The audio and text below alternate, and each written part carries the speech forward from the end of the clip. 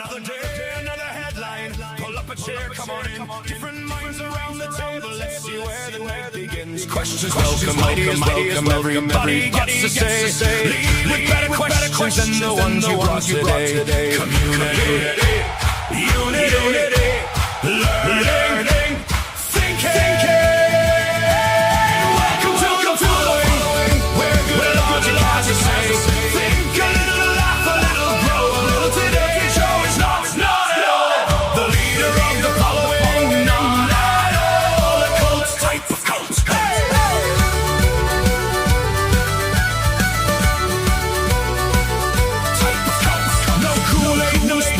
No squirrel mutilations, no sacrificing goats. Tracksuits not mandatory, just highly recommended. Buy a hat, buy a mug, link in the description. No throwing virgins into volcanoes. No dancing around a bonfire while shucking off clothing in the middle of the forest to the beat of a tom-tom, beat of a tom-tom, beat of a tom. Not at all a cult type of cult. If the stream suddenly goes sideways, Joe boomered again.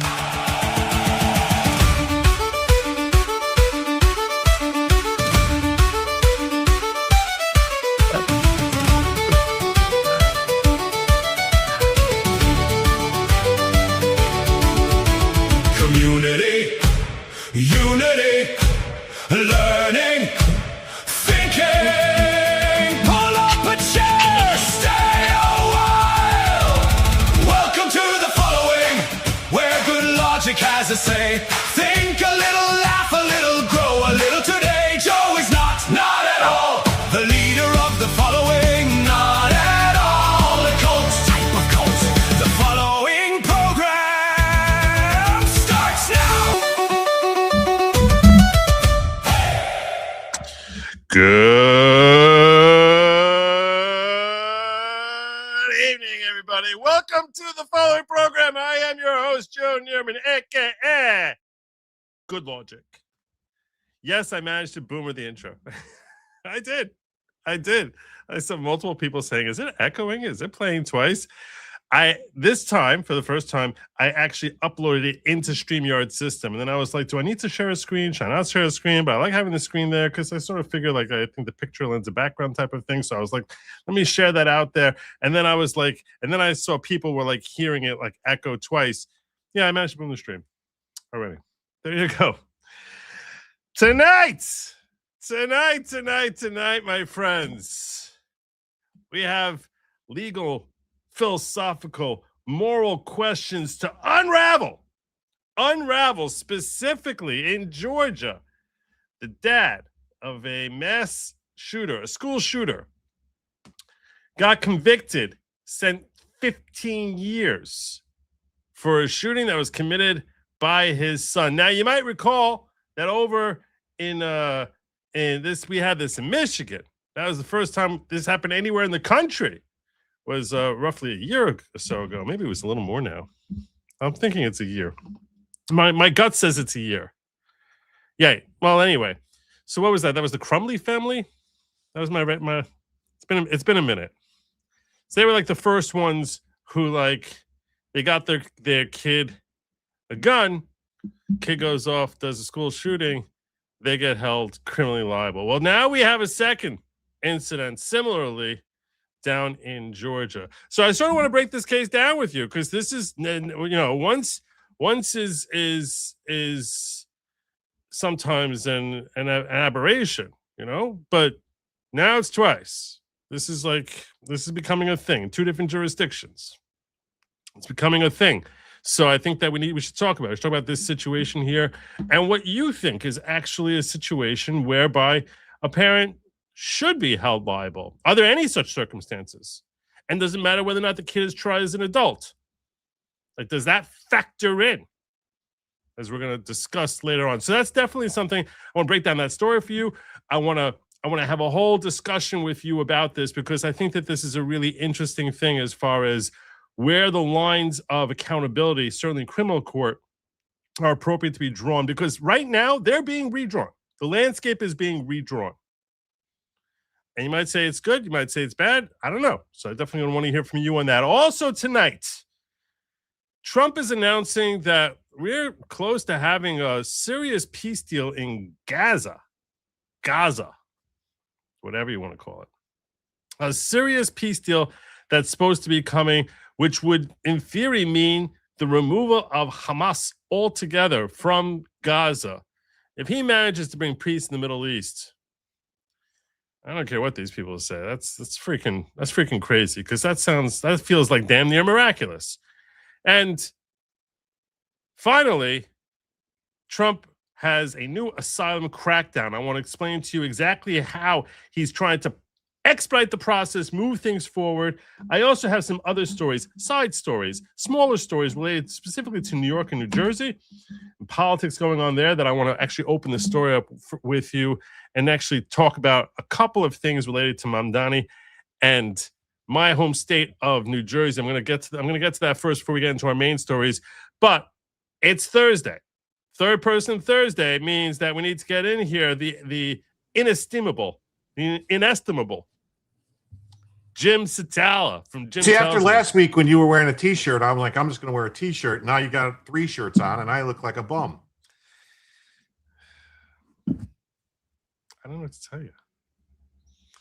If I'm going to coordinate with you, like, first of all, that'd be kind of gay. You know, it's okay. We don't have to be like on the same. Well, I mean, I don't know. Last week I wore a T-shirt. Oh yeah, you know why? Because last week I had no AC and it was like 97 degrees in here. I don't know. Now I was hearing rumors that you. Now I got this. I could just sort of that you somehow your AC fell out the window. I don't know who spread such rumors. It's lies. Never happened. Did it happen, Joe? It did happen. Oh my goodness! It did happen. It did. It was a very, very horrible. That moment as it was going down. As it was like before it even hit the ground, I'm like, how does this happen? Whenever there's like some sort of terrible thing that happens to me once, okay, I'm going to just tell you this. Whenever there's a terrible thing that happens to me once, it happens to me twice. Meaning, I had now twice that an air conditioner that I was trying to put in or take out, like an air conditioner falling from second story or higher, right? There's twice in my life that I almost drowned. I missed a plane twice, back-to-back days. Like, I mean, I literally stayed up all night and still missed a plane. So that's what I'm saying. I noticed that I have this pattern that when tragedy is like befalling me, it almost like just I have to like go through it twice. I have another one for you.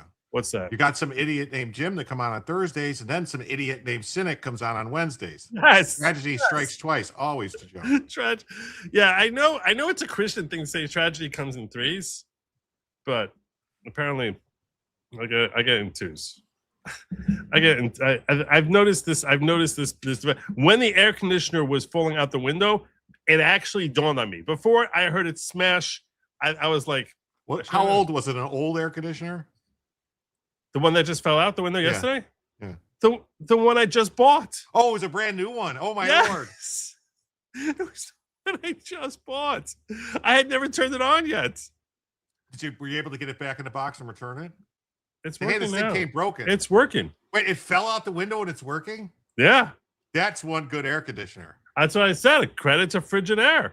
I got all sorts of criticism from fans telling me like, yeah, you should never buy Frigidaire. I'll tell you right now, I don't know if I'm going to buy anything else.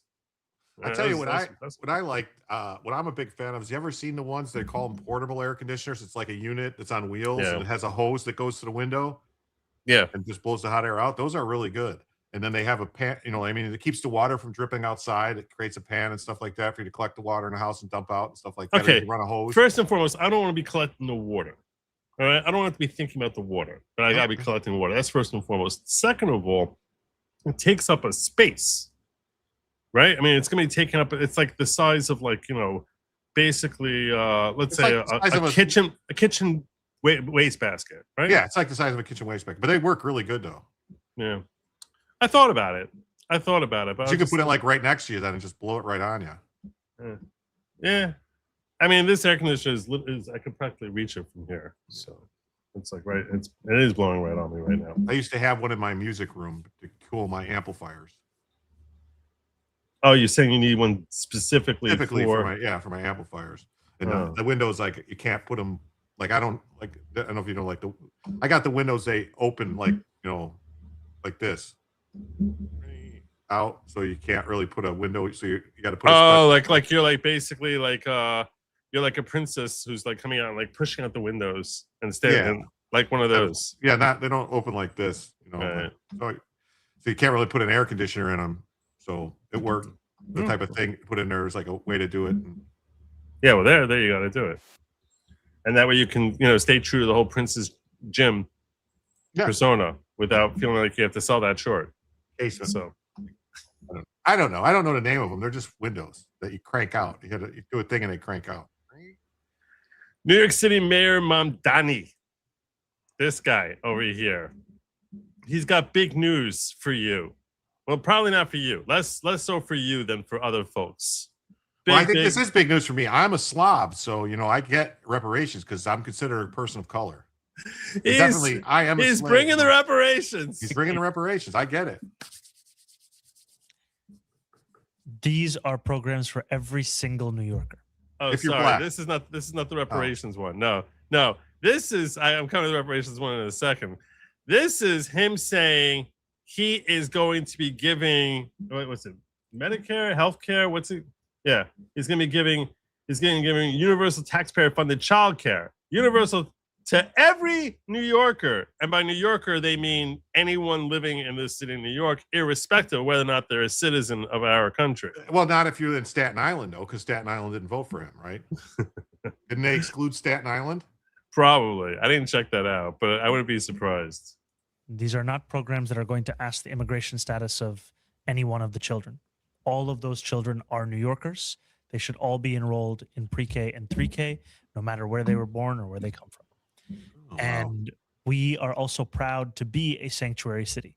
What a sanctuary city means is that we have policies in place, policies that have existed for years in this city, that deny ICE agents access into schools, hospitals, city properties, or even the properties of city contractors, unless those ICE agents can present a judicial warrant signed by a judge.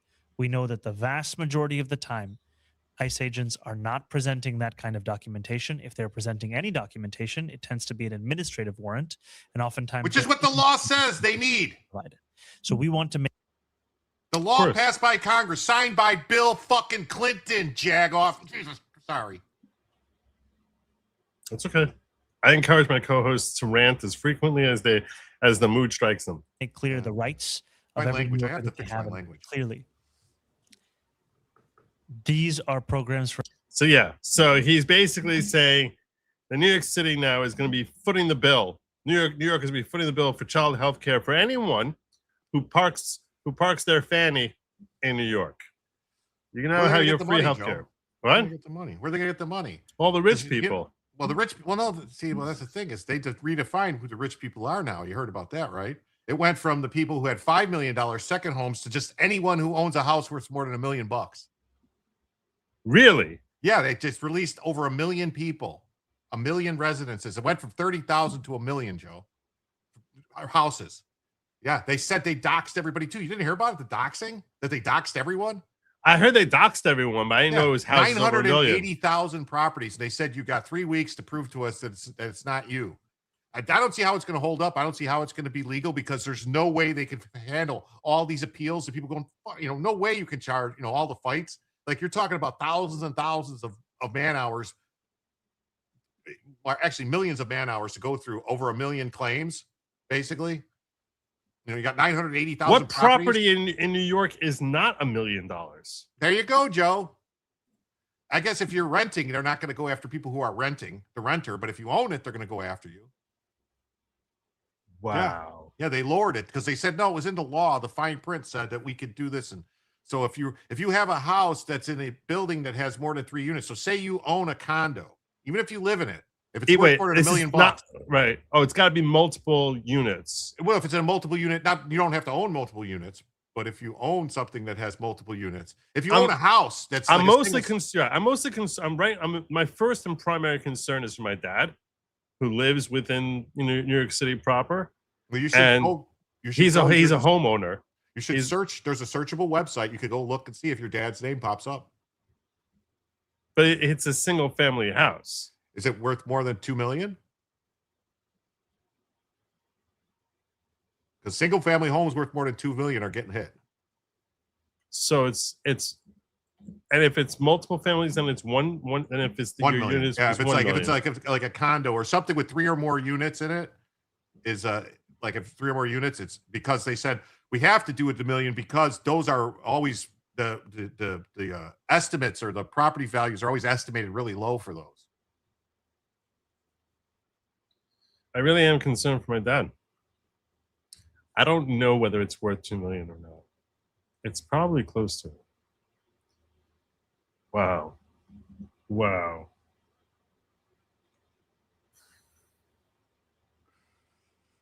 Yeah, they hit a bunch of people.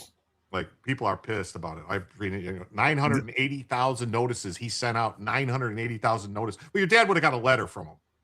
You'd have to ask your dad if he got a letter. It'd have been arriving in the next day or two. You have a site? I now want to check out whether my dad got hit by this jackass. Because that makes it personal. Right now, I can laugh at New Yorkers who are stuck with this guy. But if my own dad got hit, that makes it personal.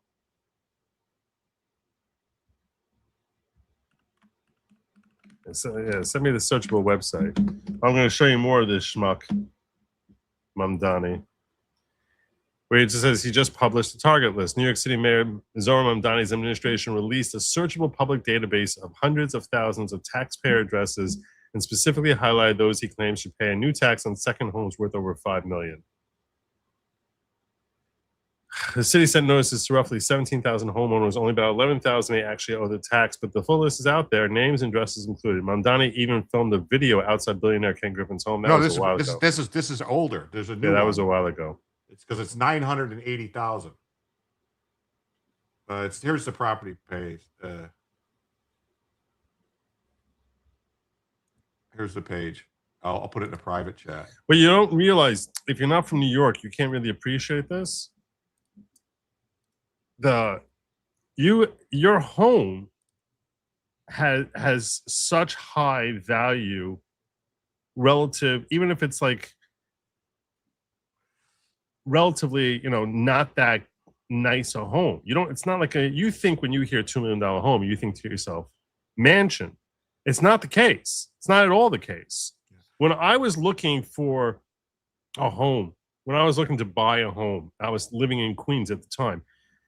And I'll tell you right now, we're going back like 20 plus years, right? This is before the housing bubble and then the crash and all that other stuff. Going back 20 years. In my neighborhood in Queens, there was nothing back then. And I mean, literally like a fully attached house, 2 bedrooms, 1 bath, whatever, just a fully attached, neighbor on this side banging on the walls, neighbor on that side banging on the walls. It's basically a 30 by 80 box that you're living in, which will be like 2 or 3 stories, 2 stories plus an attic and a basement. And it's like 800,000 20 years ago. Like, it was insane. It was insane. I was like, I can't buy anything. Yeah, I couldn't afford that. So I know that housing prices in New York are just like so stupidly high. And they know it also. So a house like that, if you bought it in another city or, somewhere, they wouldn't even have houses like that not in a city. I'm saying if you had a house like that in Houston, you had a house like that in Des Moines or in Bangor, Maine, or something like that, those houses would probably go for something like 300,000. So that's what I'm saying. When you hear a $2 million home, it's not like this big, massive mansion. And when you're talking about in New York City, you sharing it with me? I shared you the website. It's a zip file you got to go to. We're gonna check out my dad. We're gonna make sure my My dad's not listed here. Let's see what we got. All right. I'm downloading the stuff right now. It says something about you got to go to the supplemental market value roll, July 2026. So I got to unzip them to see what it says here. What it's compressed 15.3 million. What are we looking at here? It says the ones you want to go to is there's a spreadsheet. I got the first one. So he's let's see. This is insanity. Yeah. He's such an animal, this guy. But there's the supplemental one is the one you want. Class tax. So your dad would be class 1. I got it right here. Hold on. So I have to like download the whole folder and then search it it already. I got it already. So let me well, how are you gonna search my dad? Well, I could do whatever you want. I'm just gonna share it. You can search my last name. Hold on. Download. Here we go. This one. This is disgusting. This is so evil. It's a Microsoft Excel spreadsheet, which is just beautiful. All right. It's so corrupt. They're so corrupt. These communists are so freaking evil. Disgusting. Just absolutely disgusting, these people. And New Jersey's hardly any better. I'm not even like looking into this now because I'm afraid of doxing my dad. So maybe we'll just move on from this. Well, it goes by oh wait, no, there's the owner's names. So it gives you the owner's names. So let's see. You see my dad there? Hold on. It's over 600,000 addresses. Wait. 600,000. Yeah, you got 684,620 addresses. Now I'm really curious. I don't. So it says it's searchable. So I guess let me see how I search this. It would just be Nearman, right? Yeah. I have it as a text. It came into me as a text document. I got an Excel spreadsheet here. I don't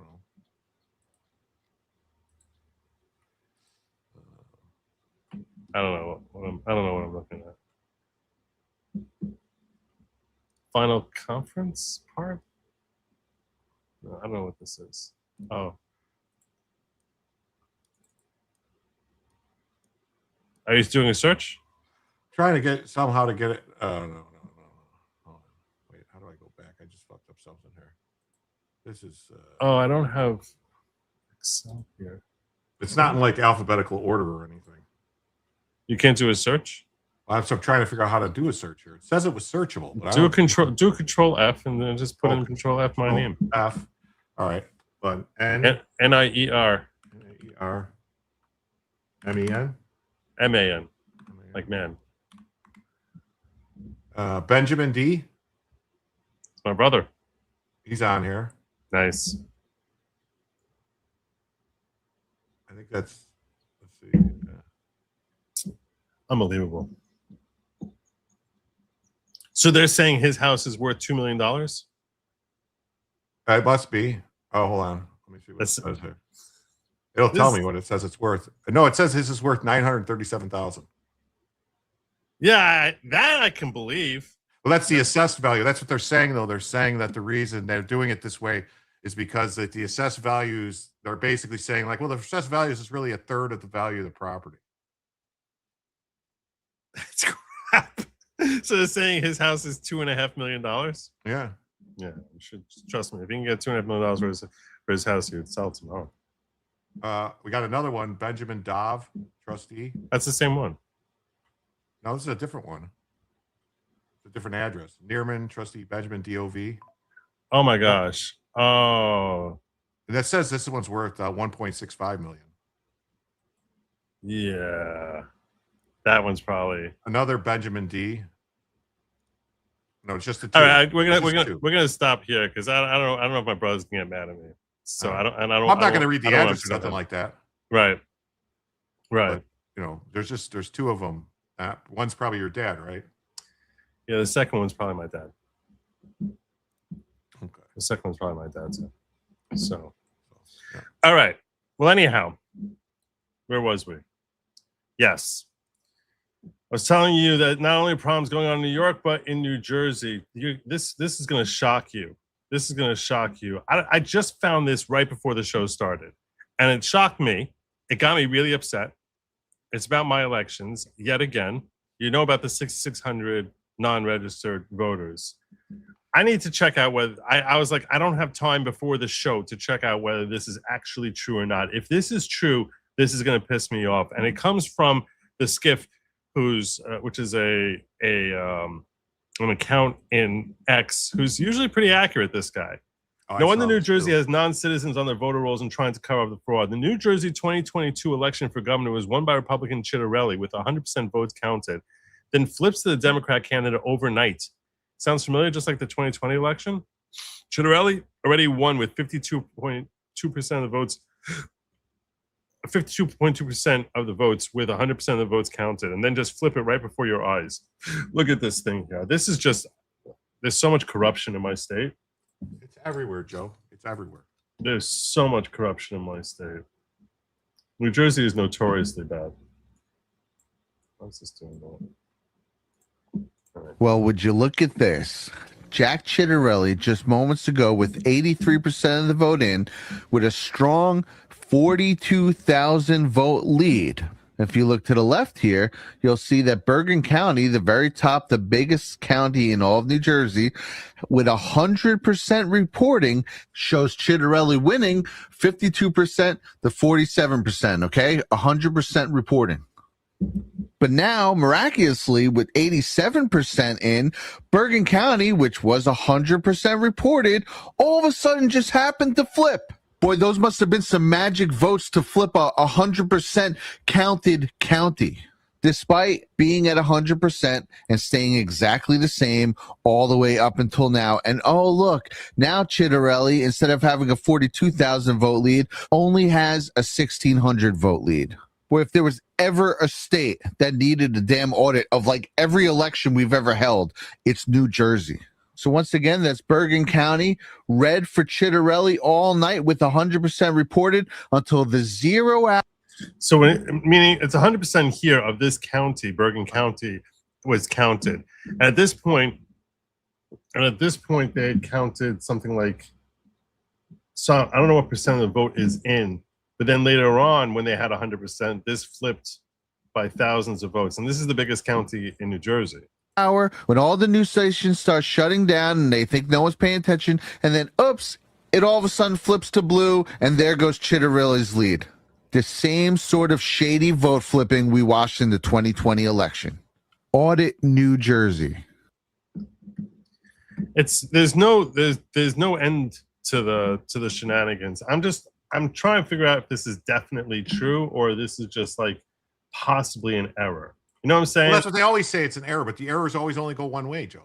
No, when I say an error, what I mean, it's an error like, you know, like someone's looking at something and misunderstanding like what we're seeing because it's a little too blurry for us. All the same thing happened with the California Senate race between Schiff and what's his name, the pitcher or the baseball player. What the hell was his name?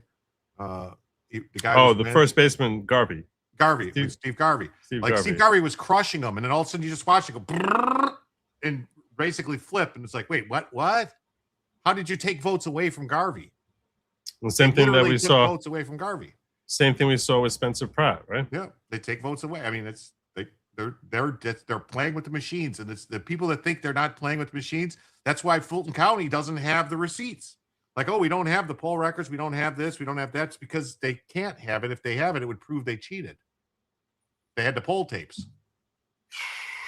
And it's just like, oh, well, the results. And if you don't trust it, you're a conspiracy theorist, crazy person. Who would? No one. Illegals don't vote. No, that's crazy. I mean, it's not this thing like the illegals voting thing. I don't think it's the illegals voting thing is the issue. The issue is getting the ballots for the illegals for them to use. They need those extra ballots to manufacture their shit. Yeah. They don't trust the illegals to vote the way they're supposed to. JH wants to know, sins of the father rule, didn't it apply? Yeah, that's not in man's justice. That's in God's justice. So, yeah, and this is sins of the son being visited upon the father. So that's like completely twisted. As an Irish lass, I love the twist on the intro song tonight. Slainte? Sláinte. It's Irish. It's Irish for, like salute, sláinte. Really? Sláinte? Yes. That's cilantro. I never heard that one. It's Gaelic. It's Gaelic? Yeah. Well, it's not. I mean, if you lick it, you're gay, but don't. It's Gaelic. I'm very strongly leaning toward keeping that as my song. This is the first time I actually took what AI created for me and edited it to cut out, because they had a long musical intro and a long musical outro, and I just sort of sliced it down so it just starts. It keeps it like a tighter song. I really like the song. I'm thinking that this is the one. This is feeling like it's the one. I don't know. Did you like tonight's song? Oh, it was awesome. Yeah? Yeah. Did you hear it echoing? I did. I was looking to try to figure out if I had. And it stopped echoing once I took out the picture. Yeah, once you took out the picture. Yeah, because I removed that thing from showing up there. So I have an idea. I know what I can do. I know what I can do, how I can fix that. I have an idea how I can fix that. All right. One more thing before we get into our main stories, which I want to get your thoughts on this. Well, let me just get this first. I left New York City for the West Coast as I couldn't afford to practice in the area I trained. Jamaica Estates. It's a shame what New York City has become. Jamaica Estates is like a mile and a half from where I grew up, because I grew up in Hillcrest, which is right next to Jamaica Estates. Who's the leader? One day a week, can we bid for the position of the leader of the week? Highest super chat, rants, whatever. I kind of like that idea. I like that idea. I always listen to a woman with an AK. Because I'm not at all the leader. I'm thinking Andy here is really on to something. I'll have the leader of the night tonight. That's what I'll do. And I have my statistician sitting shotgun here with me, Jim, that will have the leader of the night. That at the end of 2 hours, whoever has the most in super chats, that's the leader. We'll just call them leader of the night. Maybe we'll have some sort of like fanfare. I'm loving this idea, Andy. I'm loving it. Leader of the night. I'll count also giftings. So I'm a big fan of people who gift. The criminal Sheldon Silver made the practice of medicine in New York almost not worth it. Democrats are ruining New York State. My salary almost doubled in California. Not surprised. Not surprised at all. Nothing you said there is remotely surprising to me. And they're just making it worse and worse and worse and worse. It's astonishing. Anyway, I want to get your thoughts on this. This is a conversation I had with my audience, I think 3 to 6 months ago, somewhere a few months back. I had this conversation with them. And we're going to get a very split vote here from you. I know I'm going to get a very split reaction to this. But there's a new Democrat on the scene taking over, I guess, for Graham Plattner as the potential Maine senator. His name is I know who you're talking about. Jackson. Yeah, Troy Jackson. Yeah, Troy Jackson. He's a real piece of work, that one. I don't know anything about Troy Jackson yet. I haven't looked into him yet. Supposedly he committed mortgage fraud and he throws things at women. We can confirm that Troy Jackson and his longtime partner are second cousins. They have 2 children together. So this is something. Look at the bruises on her arm where he beats her. Wow, you see that? Wow. Where he grabs, that's a handprint where he grabs her and squeezes her arm. He's saying he does the whole Tim Walz type of thing. I mean, look at her arm. Yanks her. Look at her arm. It could be drugs. Could be. I like my theory better. It could be drugs. So yeah, kissing cousins. Maine Senate candidate fathered 2 kids with his cousin. Do you think his second cousin? In a sign of how insular and remote Allagash is, Democrat Senate candidate Troy Jackson has 2 children with his second cousin, Lana Pelletier, whose father is cousin to Jackson's mom. So his mom and her father are first cousins, which means that their grandparents, they each have a grandparent who is a sibling to the other grandparents. So you tell me now, you share a common great-grandfather and great-grandmother. So you tell me now, do you think that is perverse, totally normal, a little sketchy? And let's not make it about the whole Democrat Republican. Just you hear about people getting married and having kids who are second cousins with each other. Do you think that is sickening or not? I think it's to be avoided at all costs. I mean, you think that's sickening? Yeah. You think it's immoral? Yeah, probably. I mean, I'm very curious. I'm second very curious cousins. Yeah, I mean, second cousins. look, obviously everyone would agree siblings is disgusting, right? I think most people would agree. I mean, is it his cousin's kid? Because wouldn't that be a second cousin? If it was his first cousin's kid, would be a second. No, that would be a cousin. first cousin once removed. Once removed. Okay, That's a first cousin once removed. I don't know how that whole thing. That whole stuff always made me go, ah. It's really simple. It's not that hard. But yeah, so they're second cousins, and my question is, do you think that's immoral? I do. I do. I don't know. I mean, Third I cousin. thought there was crimes against it. So basically, okay, it starts like this. You have a man and a woman. Okay, let's think this through with me. Okay, Adam and Eve, not Adam and Steve. okay. Adam and Eve have 2 kids. They have a boy and a girl. Okay, and that boy marries some other chick. Girl marries some other dude. Okay, They have and kids. now so Adam and Eve, so they end up having children, which are Andrew and Emma. Okay, so Andrew and Emma now are children of Adam and Eve. They're siblings with each other. Mhm. Now Andrew has his kids, Emma has her kids. Those kids are now first cousins to each other. Correct. Right? Right. So that would be sickening, right? The notion of them Right. having Totally kids sickening. together, right?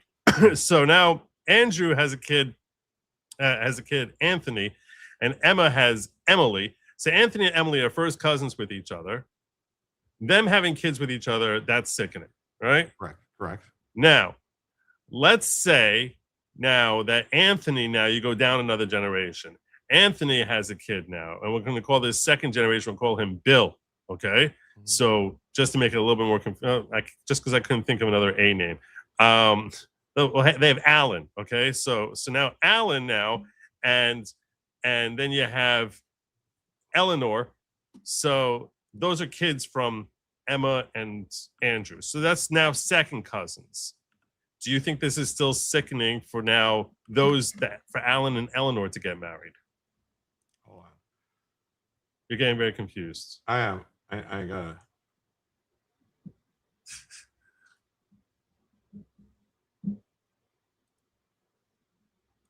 Do you guys think that's sickening? I'm asking the chat now. Second cousins.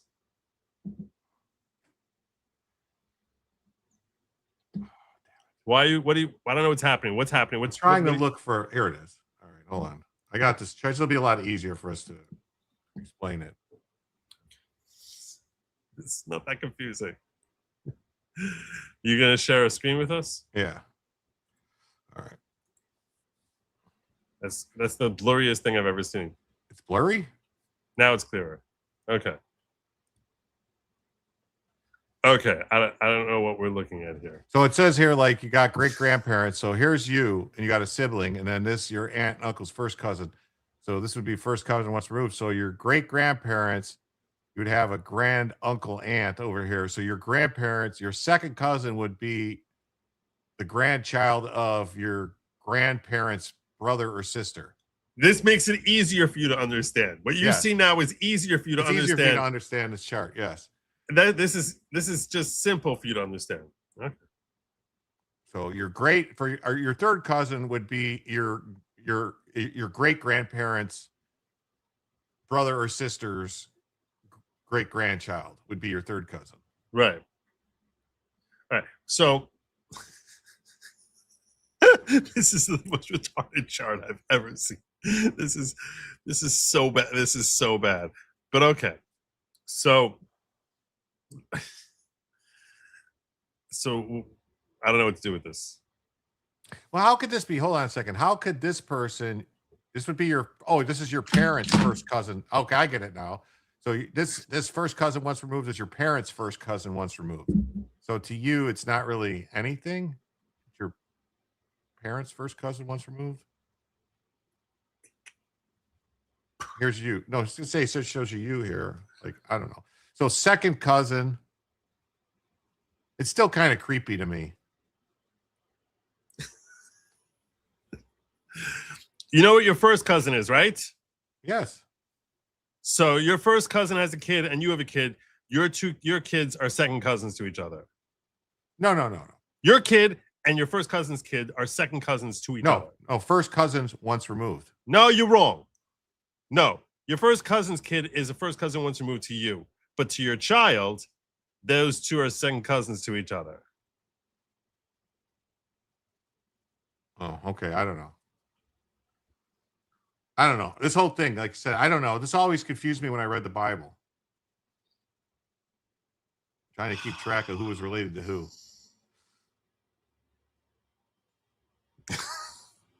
I don't even know what I was going to ask anymore. All right. We were saying, so he's married to his second cousin. So that would be him. So he's married to his grandparents' brother or sister's grandchild, basically. Yes. Still kind of close. His great uncle's granddaughter. Right. Yeah. To me, I will tell you this. I've actually read that amongst birds which mate with each other, they tend to actually favor their second cousins.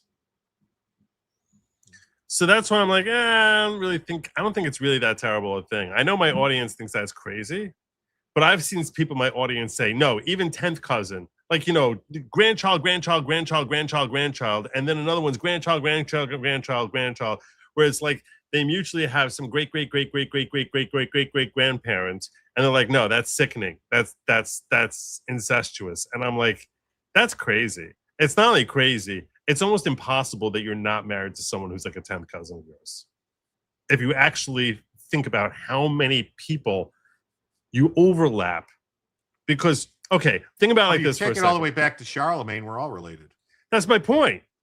If you go back 500 years, you're all related, because what happens is your family tree widens the more generations you go up, right? In other words, you have unless two you're parents, Muslim, and then it's pretty straight. Right. Fair enough. You have two parents, you have 4 grandparents, you have 8 great grandparents, you have 16 great grandparents, and now if you just go up, you end up having that. If you want to count your great grandparents, you literally have 1,000 of them.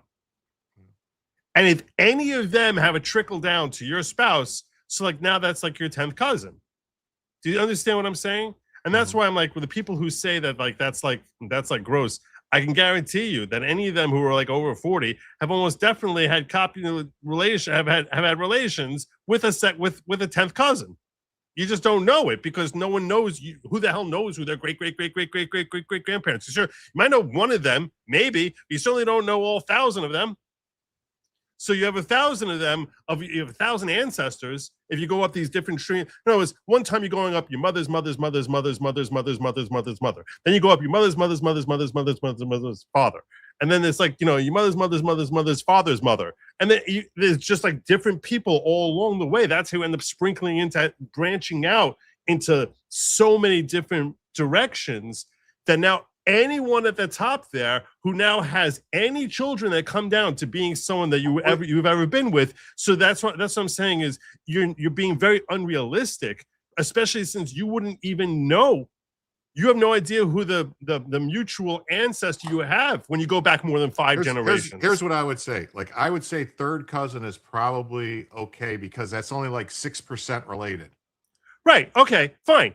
That's a great way of looking at it, right? Like a if you do the math, like 50, your great grandparents, you each would have 50% of that. The great grandparents. No, the great grandparents would be 50-50 coming down, and then like 50%, and then cut it in half 25, cut it in half 12.5, cut it in half with your parents 6.5. You know what I'm saying? Like divide, like splitting, because it gets split, and then it gets that portion gets divided more because there's 2 parents. So you got this 50-50. So then what's left gets cut in half. The math worked in my head a minute ago when I was looking at the chart. Right. But that's what I'm saying. But like second cousins, technically, your grandparents, you got the same grandparents, you cut it in half for, like different, basically, because this is 50%, 25, 50, 25. Second cousins, it's like only 25% difference. You're 25% related. Your second cousins is 25% related? Yeah. No, it's not. Sure, why not? What are you talking about? Second cousins. Okay, you and your second cousin. Okay. So now you have you're up 3 generations before you have the same same relative, right? In other words, it's one person. Well, both of these, your great grandparents would be both the same with second cousins. So that's Okay, 100%. fine. I understand that. So what I'm saying is, so now your great granddad and great grandmother is the same great granddad and great grandmother that your second cousin had. Right. Right. So then, yeah, so your grandparents and this person's grandparents, you would have 50% of this, 50% of this come here. All right. Cause that's 50-50. And then this would be, another 25%. So these parents, this is 50. This is 25. So this down here is 12.5%. At this level, it's 12.5%. Yeah. And at this level, third cousins at 6.25%. Yeah. So 6.25%, less than 10%, I'm good with. Okay. All right. All right. Well, yeah. So, but a lot of people on the right are trying to make a big deal about the fact that it's second cousin. I'm like, I'm like, if it was first cousin, I would agree with you. That's sickening. The second cousin, I'm like, yeah. So now it's not 10%, it's 12%. It's like not a reason I wouldn't vote for someone. You know what I'm saying? Like, it's not. I wouldn't say now I'm not voting for them because of that. If it was someone who you liked as a candidate, there's no way in hell you would ever say, "Oh, I'm not voting for them." This guy, MSI Doley says second cousins share 2 of 8 grandparents. That's 25%. What? No, you don't. I don't know. That's what they said. Second cousins share 2 of 8 great grandparents. Oh, because both of the parents are the same. Great grandparents. Yeah. This is so good. I didn't mean for this to get so freaking confusing. It is. Oh god! All right, we're gonna stop this now. Because I think people want to basically, just like shoot themselves in the head as listen to this. Erin Troy, gifting a Good Logic membership. Did we see who she got? Did you see who she got? I didn't. Are you keeping track? Because like now you add in the 10, like she's leaning towards leader status. Right now, she's leading the race for leader status. Do you understand the significance of the membership of this? And $10? So that's my $16. point. That's my point. Don't make like that like it's nothing. I didn't say it was nothing. Yeah, a little dismissive there. I didn't see. I'm not counting the jewels. Should I count the jewels? It's hard. I can do the math on the jewels. I figured it out. I got it all down. I can't see who got the membership. It happened too long ago. Well, whoever it was, I hope you express your gratitude because Aaron's awesome. Wellesley says, "Isn't this common in Britain because the American Revolution? It's unacceptable." Maybe that's what the whole thing's about. FDR and Eleanor were 5th cousins once removed, and that was a little weird. I think second cousins is too close. All right. This is 10 minutes on that game. I'm sorry, Aaron. Second cousin is still a bit icky. Third is probably okay. All right. My ex-husband's grandpa and my great-grandmother were first cousins. We didn't know because the surname was Jones. We both had recessive genes. We gave 2 of our daughters. My ex-husband's grandpa and my great-grandmother were first cousins. Ex-husband's grandpa and your great-grandmother. We didn't know because the surname was Jones. We both had recessive genes. We gave 2 of our daughters, and they have CMT, a form MD. Wow. So there you go. Well, so what does that, ask her, she probably knows, what does that make her and her husband? 5th cousins once removed or something? I mean, what is the math on that? Grandfather and great-grandmother were first cousins. So that means 2 more generations back. That's like 5 generations now. I don't think there's anything wrong with that. I don't know. JH says, Joe, you really need to get Branca in on this. He will totally enlighten you on how Pakistanis, Afghanis, Somalis, and people from India all marry their second cousins. Branca rants about this all the time. Well, I think some of them married her first cousins. That's kind of the problem. That's kind of the problem. See, now he is at 20. Are you really keeping track? I'm totally keeping track. So you're able to tell me who's in the lead? We should have like right now, J.H. Swellbeck's in the lead with 25. He's in the lead with 25. we should have like a running counter. That's what I should be having, like for who the leader is, who tonight's leader is. Because Erin's not far behind, because she got a pair of the $2 ones, so she's not far behind. It's like neck and she's neck. at 19.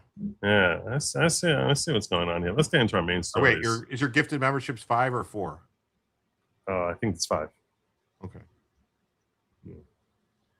D hired Justice Ketanji Brown Jackson. I have one more quick story I want to get to. You do have a rant too. Oh, thank you. Can we move on to the speed of light and space on continuing discussions now, please? Point taken. Point taken indeed. That was pretty funny. All right. Well, that was pretty good. DEI hire Ketanji Brown Jackson says she's careful about which public engagements she accepts because she has to be impartial as she appears on Michelle Obama's podcast. Can't make this stuff up. This I had to bring this to you guys. She's careful about who she doesn't want to appear too partial. She's very cognizant of this. So she goes on Michelle Obama's show to explain this. There are lots of limits on what judges can do. And I try to be very, very mindful and scrupulous with respect to that because, as you say, our obligation is to be unbiased in our approach. And so you have to then navigate all the sources that could make for an appearance of partiality, which you want to avoid. So there are lots of things that I end up not accepting for that reason. News sources, I think, I don't have a lot of time, unfortunately, but I do, the normal general media sources are made available.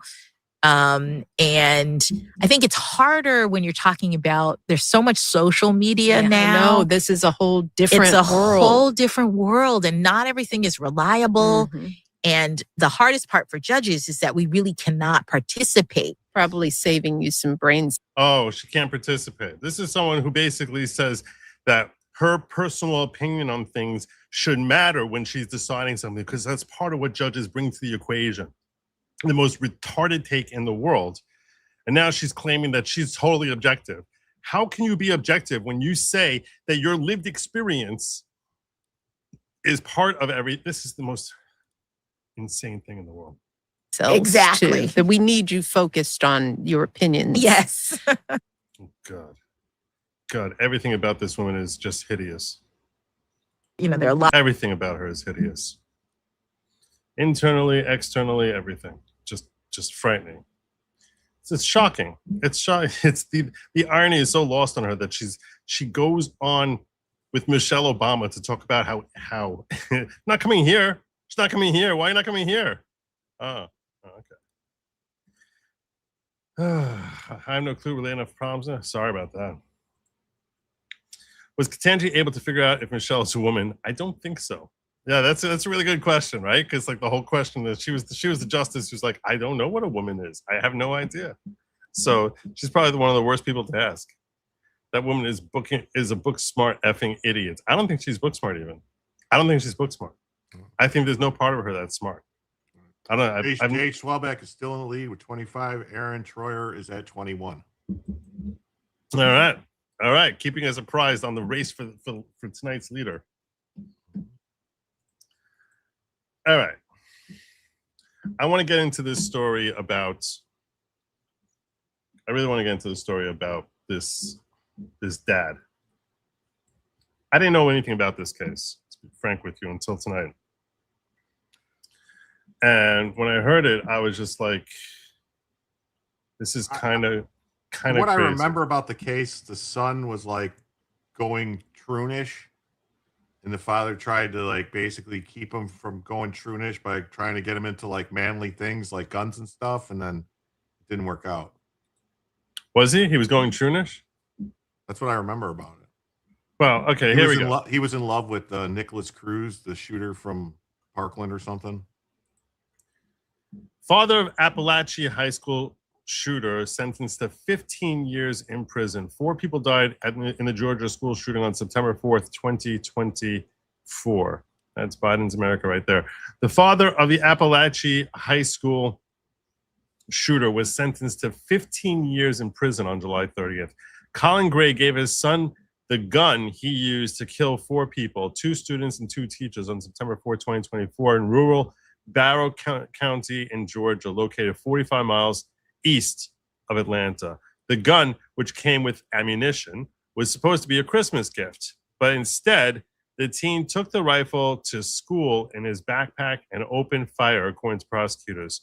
Prosecutors added that Gray was warned in May of 2023 about his teenager's dangerous mental state after the FBI received tips about online school shooting threats which were linked to his child.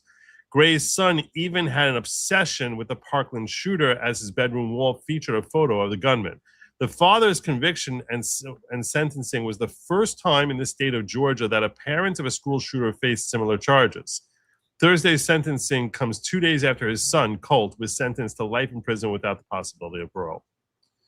Quote, "My heart aches for everyone that was there that day, for all of you who have been impacted by it," Prim said. This is what, both convicted criminals had the same judge, Nicholas Prim, who said Gray's negligence was tethered to the tragedy committed by his son. So that's the logic, is it's tethered to the tragedy. This is a little disturbing to me. If we're going to start punishing children, the parents, for what the child does, we sort of have to figure out how much wrong, how far afoul of the law, like at what point is a parent doing something that now we're going to say, okay, you have to go to jail for this. And there's a few different yardsticks that you can use if you want to try and come to a few different areas you can slot in as to, like, this is what I think is fair.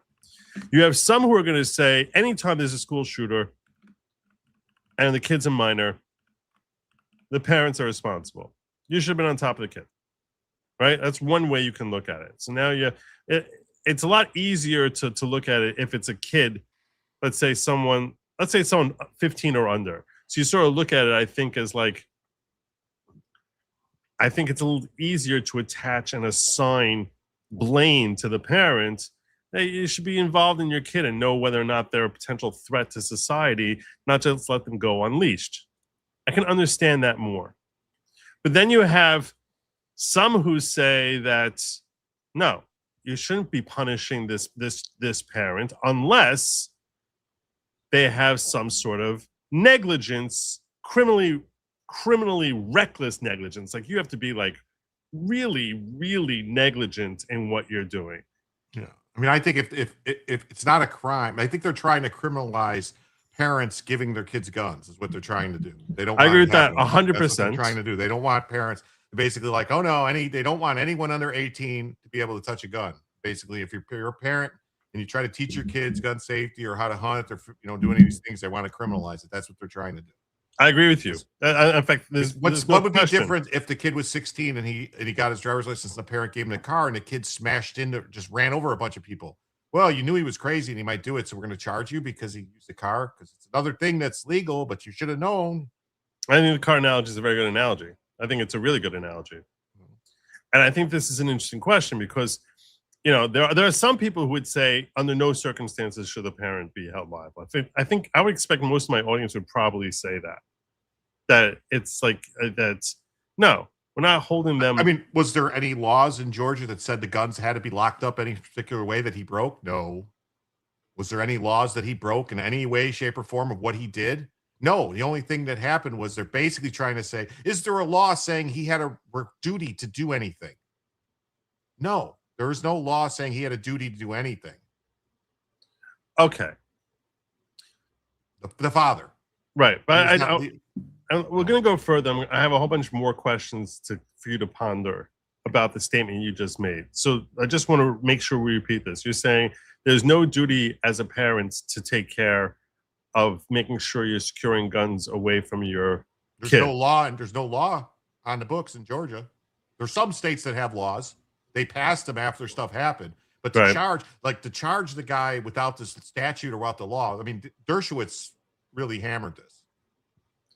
Well, and I want to be clear here. No matter what position you take, I'm going to be playing devil's advocate with you. I'm Okay. sort of going to hold back my own opinion on this. That's fine. So when you guys hear me basically attacking him and you're saying, no, I agree with Jim, just understand this. I'm trying to play devil's advocate. Well, that's just how it normally works. People agree with me and they say you're wrong, Joe. I Sure. did put the link for Dershowitz in the private chat. And we'll check that out. But my heart aches for everyone who's been here that day. All you have been impacted by it. The law requires I set aside emotion. I don't get to sentence with passion. I have nearly impossible task to sentence you without passion, despite the immeasurable heartache that you caused.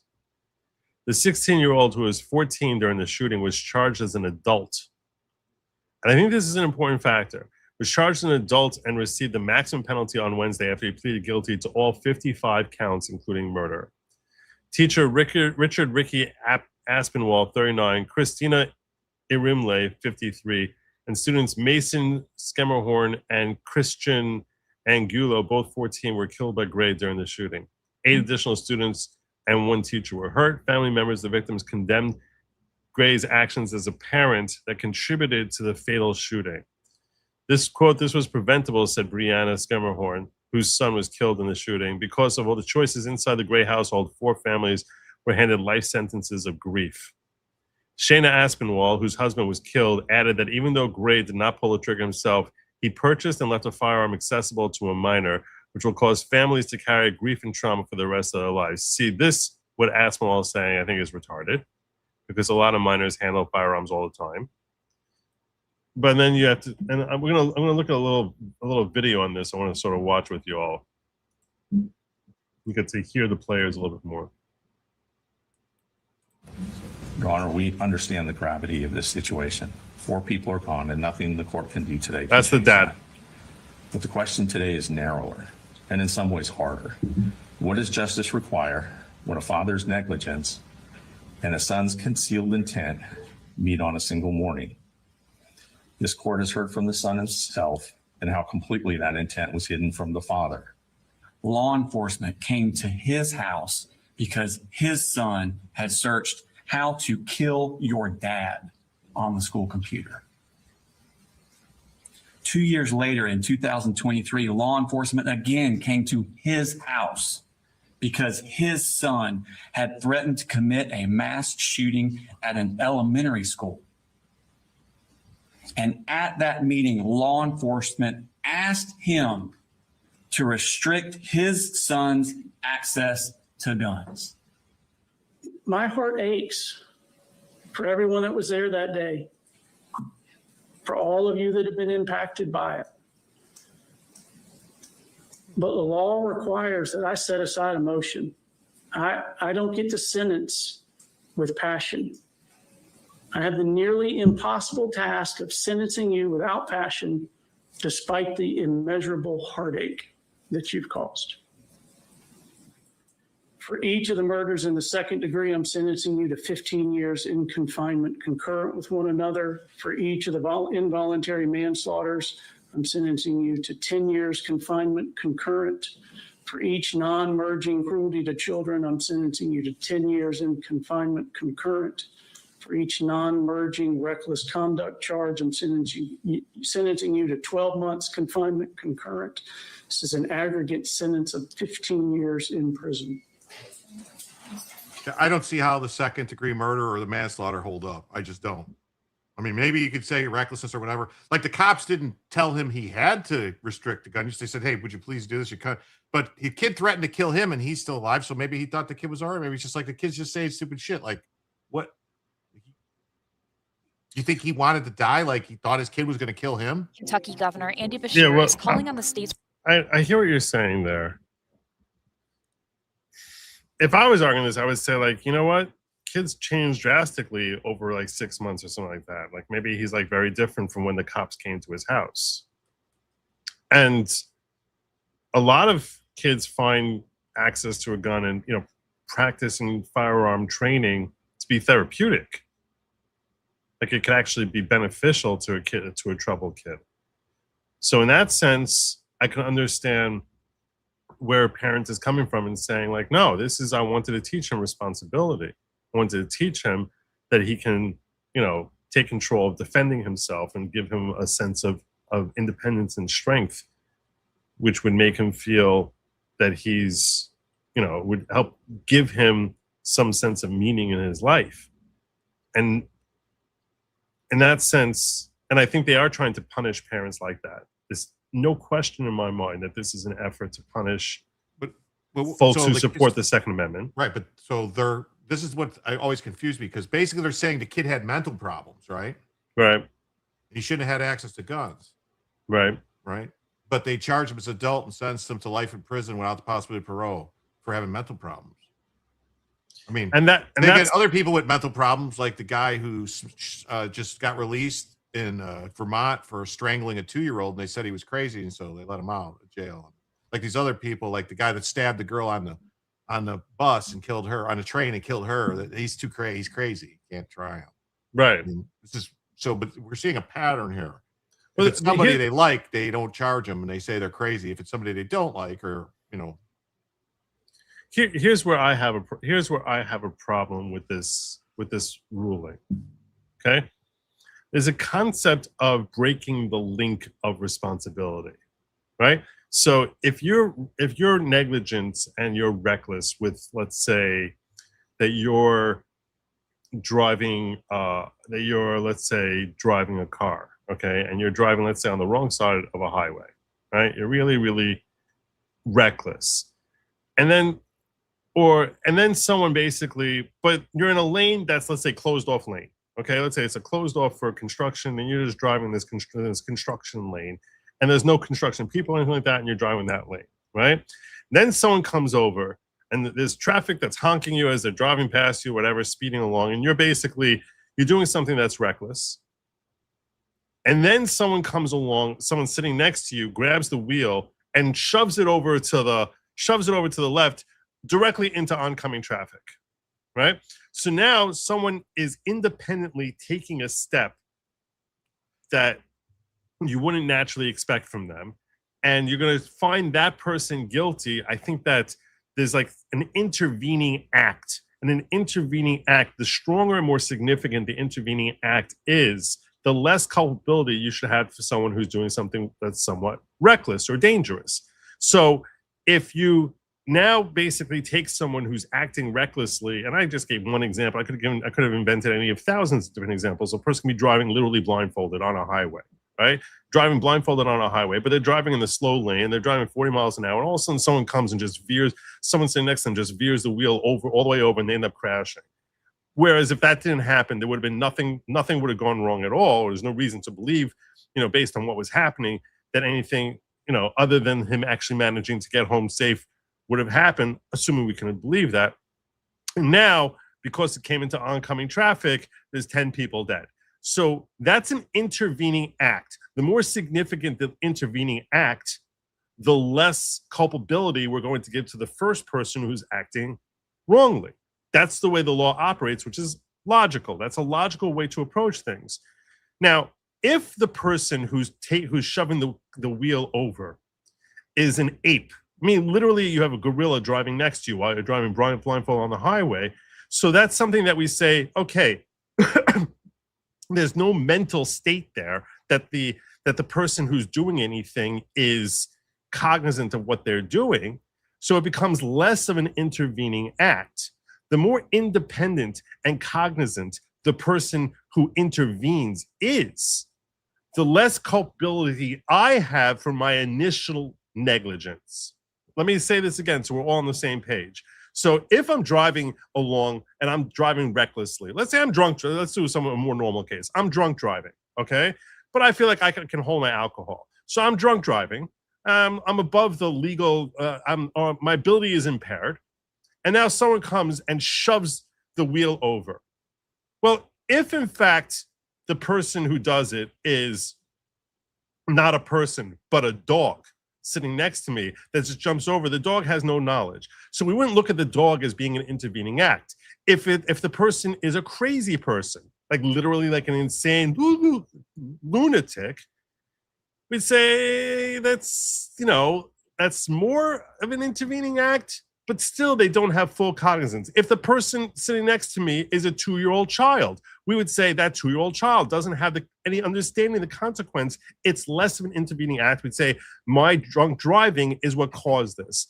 But if the person sitting next to me is a grown adult who's fully cognizant of all the dangers of what could potentially happen if all of a sudden they shove the wheel over, and they still decide to do that. So in that case, we say this now becomes an intervening act where it's like, even if I wasn't drunk, even if I did nothing wrong at all, this lunatic is the one who sitting next to me is the one who decided to just veer us into oncoming traffic. So that's considered an intervening act, like a full intervening act, where now I wouldn't have culpability, because even if I was completely sober, that guy taking the wheel and shoving it over, that's not my fault. I didn't do anything, in theory, I didn't do anything wrong. So the more significant the intervening act, the less culpability I have. And if you're trying a child, the shooter, as an adult rather than as a child, to me, that is a much more significant intervening act, because you're basically saying this is not some stupid kid. This is not some retard. This is someone who actually, we're going to treat them under purposes of the law as being a fully functioning adult and hold them to the same standards of law that we would hold a 30-year-old. So we're going to hold this 14-year-old shooter to the same standards. Once you're trying that kid as an adult, now the kid's actions is they're making their own decisions. Why are you trying them as an adult rather than as a kid? Because you're saying, hey, you formed your own intention. Well, if the kid formed his own intention, that's less culpability I as a parent can have for that. Because how can I, the same way I can't control what Jim's going to do, how can I control what an adult who I spawned is going to do? I can't control what my 25-year-old kid's going to do. So you wouldn't say I'm responsible for that. Well, so if you want to tell me I'm responsible for what my 10-year-old kid does, fine. But you wouldn't be trying my 10-year-old kid as an adult. Once you're trying my kid as an adult, now you're saying that what my kid is doing is his own intellect. It's his own insight, which means it's its own intervening act. How are you holding me liable in that circumstance? To me, that doesn't make any sense at all. Yeah. Wasn't there a ruling recent, like, I don't know, in the past few years, maybe? Jennifer Crumbly. No, I'm not. I'm talking about a ruling about kids under minors being like, I know they can't put a minor to death. Like, if someone convicted a crime that's under the age of 18, they can't sentence them to death. It's been like for a long time. Okay. Because we say that they don't have fully right. Full... But I thought there was a case where they said you can't sentence somebody to life in prison that young. I don't know. I haven't researched that. That basically that's cruel and unusual. Someone who's never gonna, basically a child, you basically, they say, oh, we charge him, because if they charge him as a juvenile, he would go to juvenile first and then possibly get out after the juvenile. You know what I mean? Like, to charge him as an adult, they basically send him to prison. But I don't know. There's a lot of things here. Like, I don't know. Like, why isn't the police responsible for not? If they knew all this stuff, the police knew everything. They just they didn't arrest the kid, or they didn't take the guns, or didn't do anything. The school knew all these threats were happening. Why wasn't he expelled? That's what we had in the Crumbly case. In the Crumbly case, there's all sorts of questions you could ask about. Like, why aren't other people just as responsible as the parents? Because they want to punish the Second Amendment folks. That's what I think. No, I agree with you 100% on that. I mean, they want to punish the Second Amendment folks. But to me, once you're trying this kid as an adult and punishing him as an adult, whatever this kid is doing, it becomes almost impossible for me to agree that the parent should be held liable for that. Especially when it's like the first one. If there was a statute that said that, that the parent is going to be responsible. But now you don't have a statute. It's almost a judicial legislation that, hey, the court agrees that this is what we're going to do. If that to me is completely twisted. Because how is any parent, now if you're a parent, you're not in Georgia, you're not in Michigan where they did this. Now you're a parent in Ohio. You're a parent in Iowa or in Maine. And it's like, how do I know whether my court is going to now invent some sort of new rule where I have culpability that no one would think I had culpability because there's no statute? If you want it to be the law, well, in that case, get your legislature and your governor to go out there and pass as a law so we can basically at least have elections as to whether or not this is the standards that we want to hold parents accountable for. But for some activist judge or appellate court judge likely to say, yeah, this is now we're going to hold them liable because they're criminally negligent. To me, it's wrong. Georgia's been having some weird cases, like that whole case with that Ahmaud Arbery case where they charged the guy who didn't do anything except for just film what was going on. They charged him. Like, what? He didn't do anything. He was just filming. Yeah, you're right. Ahmaud Arbery. Joe, Jim, I just want you to know, I don't give super chats for accolades. You think I would ever give you accolades? Please. I consider myself a paying co-host, i.e. I'm the Jim who pays you to support the show. And we appreciate that. Thank you. Plus, Lady Lawgic is hot, and I want you to buy her stuff. I guess her stuff. Now I will. And I appreciate you pointing out she is hot. Thank you. Thank you very much. In Maryland and DC, there are a lot of juveniles with long criminal history of car theft and carjackings. When they eventually kill somebody, why aren't the parents held responsible? Yeah, because it's not politically expedient, because that runs counter to the narrative. They never hold anyone liable. When there's all these shootings in Chicago, they had like this gang called like Yummies or something like that, where the kids were 12 years old, which is far more egregious on the parents. Far more egregious on the parent. You never hear anyone being held liable there. And there I can understand saying it all the more so. Law enforcement went to the house several times and asked the father to secure the guns based on the son's threats and online searches. And to me, this makes this case, and I think this is a very important fact that NY Reno's bringing up here. It is. And I think that to me, this makes it less disturbing. Well, why didn't the police get a red flag and take the guns? They thought it was that serious. Charge the cops for not taking. But they might not know. Yeah, I don't know. To me, that is a very significant factor. I'm not going to deny. Maybe the fathers thought, "Oh, I have him locked in my bedroom. That's secured." It made me not fully outraged about this case. The fact that he kept getting warnings. So you keep getting warnings. It's like, what the hell are we supposed to do to keep kids safe? If we're going to warn the parents, we don't have enough legally here to take the guns from the kid. We're warning the parents over and over again, and the parents just ignore our warnings. And now we got 4 corpses and 2 little kids, 14 years old, who are dead. A couple of teachers who are just in the wrong place at the wrong time. So, and it's because you just decide to disregard everything the cops said. And I think that's a fair argument. I just don't think that you should be trying the kid as an adult, even though I'm furious with this kid and I want to see this kid tried as an adult.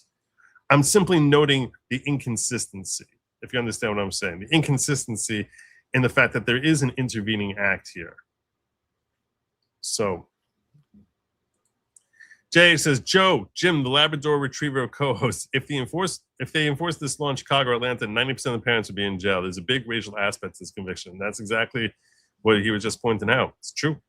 It is. So that's what's about yummies. That's what's about yummies. Yep. What? J.H. Swellback is now at $55. There you go. Joe, drunk driving in Japan charges passenger 2, even if passenger is sober. But it's law on the books. Is it law on the books to charge parents? No. There isn't. I mean, why? I mean, in Florida, they would have probably Baker acted the kid for 72 hours into a mental hold or something. Basically, that's what they should have did. I'm unfamiliar with the Baker Act. It's basically like they could say if the person's a danger to themselves or others, they just Baker Act them for 72 hours. They call it 5150 in California or something like that. Jim, LA Supreme Court ruled that you couldn't convict a juvie to life without parole, caused a new hearing in my mother-in-law's killer's case. That's what I said. I remember seeing a case. I didn't know if it was at Louisiana Supreme Court or was that California Supreme Court or it's probably Louisiana. I thought it was the U.S. It wouldn't be. That makes sense. It's probably Louisiana. He means. I don't think it's in California, and also I don't think LA would have a Supreme Court, so it's probably Louisiana Supreme Court. So it's going to depend on the state then, I guess.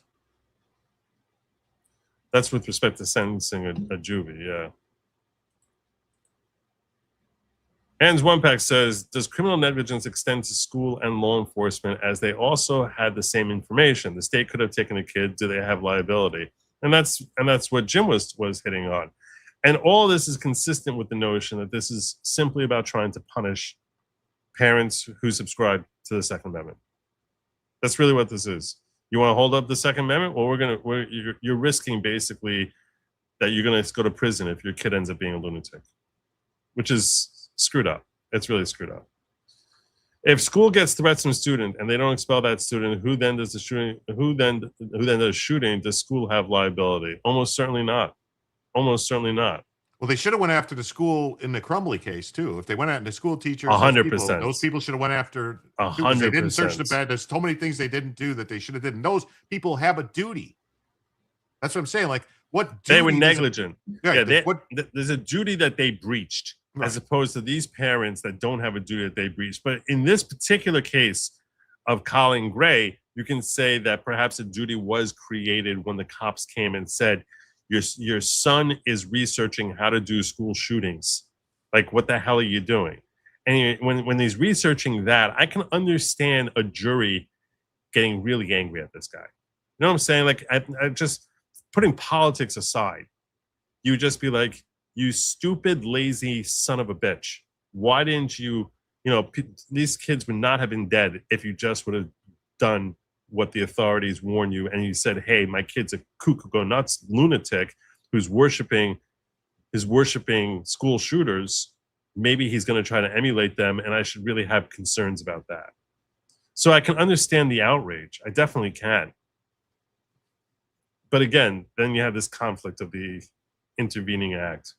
State could also take kid if house is unfit. Yeah, they could have. They could have. And they're never going to self-assess that way. That's just not going to happen.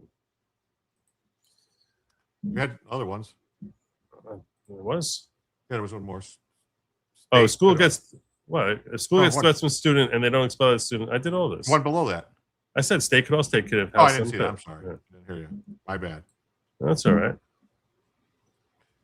Renee is saying, isn't it a crime to give a gun to an adult with a mental problem since they charged him as an adult? Okay, well, that was after the gun was given away. It is a crime to knowingly give a gun to a person that's a prohibited person. If you know a person is a prohibited person and you give a gun to them, that is a crime. So, and a prohibited person is, like a felon, mentally unwell, somebody who's, an illegal alien. There was that judge and his wife, remember, in New Mexico that gave the guns to the illegal alien Nicaragua guy. Remember the case, and the judge got arrested, those people, because they knew he was an illegal alien. He was a prohibited person, and they gave him the gun. Right. So that is a crime. But you have to know. If you don't know, like if you just know somebody and you don't know that they have this thing that's hidden and you don't know about it, and you go hunting with them, go here, let me, I'll let you borrow a gun to go hunting. You have no idea. You're supposed to do a background check on people. That's not. It's just if you don't know, you don't know. If you don't have any reason to know, you wouldn't know. But I mean, this case, the father would know that he has mental problems, but that's like the law actually for mental problems is being adjudicated mentally unfit, is what the law states. You have to be adjudicated mentally unfit. This is a very rich case because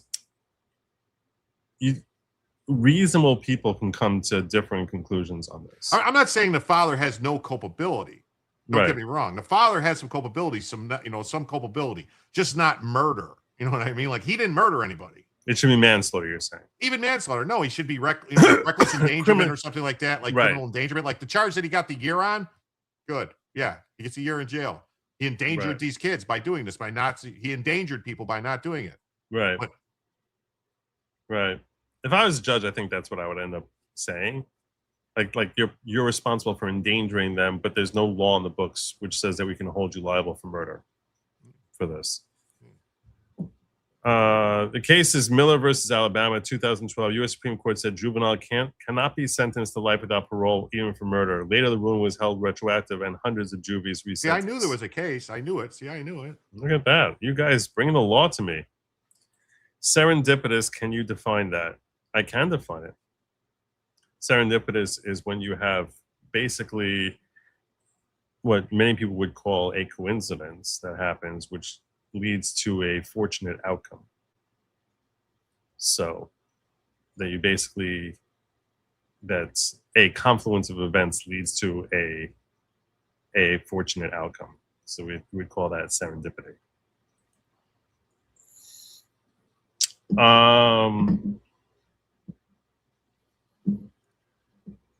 Where are we going next? I don't know. I did put the link if you want to hear Dershowitz talk about it.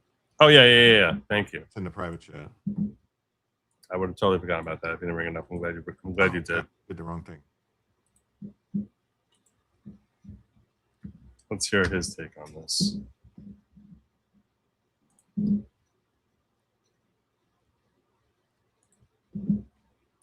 He's a criminal defense attorney, so he's likely to be someone who's going to be favorable towards the defense. Today, Cullen Gray, the father who gave his teenage son a gun used in the 2024 Appalachia high school shooting, where 2 students, 2 teachers were murdered, was sentenced to 15 years in prison. A jury convicted the father of 27 charges, which includes second-degree murder and involuntary manslaughter. Here's what the judge said at sentencing. None of the crimes that you're convicted of require mandatory prison. On September 4, 2024, lives and families were forever altered. You are the but for you failing to get. That's a legal standard that they say that when it comes to negligence, that you're the cause of something, that absent you, but for what you did here, things would have turned out differently. I disagree, because it's not but for what he did, it's what for what he didn't do. Right. So normally that's why when you're talking about negligence, the way you assess a negligence case is, Jim is correct. It starts with there's a duty. Then you have, meaning there's, and the duty, the duties that we as adults have come in many different forms. There's duties, there's financial How do they duties. establish the duties, though, Joe? They have to establish it in law. They have to put it in law and say you have a duty to do this. It has to be known. It has to be known. It can't just be like, well, you should know. You got to do this. I mean, it's just For common example, sense. you have a duty to drive sober, right? Right. So that's established by law. That's what Jim is pointing out here. Many things are. There are certain things which are established duties by practice. Some of that does evolve through case law rather than by statutes. So, let's say a fiduciary duty is a duty that you often will have. So like a fiduciary duty is if you're the manager of you're a CEO of a major corporation and your shareholders, you have a fiduciary duty to ensure that you're safeguarding their investment and not frittering away in ways that are unreasonable. So that's your financial duty. So there's a lot of different duties. There's a duty of care. There's a lot of different duties that we as adults have. Then you have a breach of the duty, a failure to uphold the duty. This is the next step when you're assessing negligence. And you need to have this in any sort of negligence case. So your failure, and when you're talking about criminally reckless, it's like a gross failure. It's not just that you slipped over the line a little bit, but you were way beyond the line. That's when we're talking about like a criminally reckless type of negligence. Then you have to have damages, but not that someone gets harmed. I mean, this is in both civil and criminal. Then someone get harmed, and in between you need to have causation, and causation has 2 different elements to it. One is that we can link a nexus over here. And then the second element, meaning that your breach of the duty relates to the incident. And when you're talking about criminal recklessness, you have to have but for. If you didn't F up with your breach of your duty, this terrible outcome would not have befallen these individuals who are coming after you. Or in this case, the state is charging you that on behalf of the victims, that but for you doing this, the problem would not have manifested the way it did. So that's what he's referring to when he's talking about saying that you are the but for. Cult help. But for your failure to remove access to the guns, this doesn't happen. September 4th would have been a normal day. You didn't intend to commit these crimes that you've been convicted of.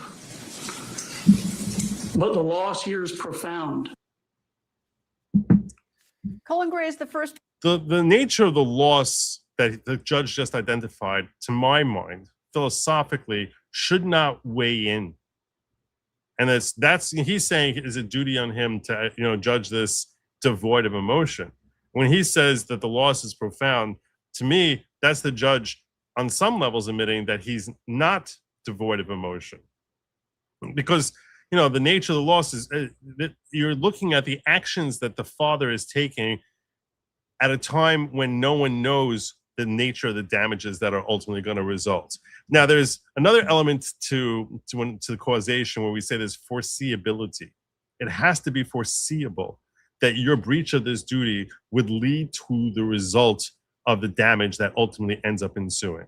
So that's another part of the causation factor.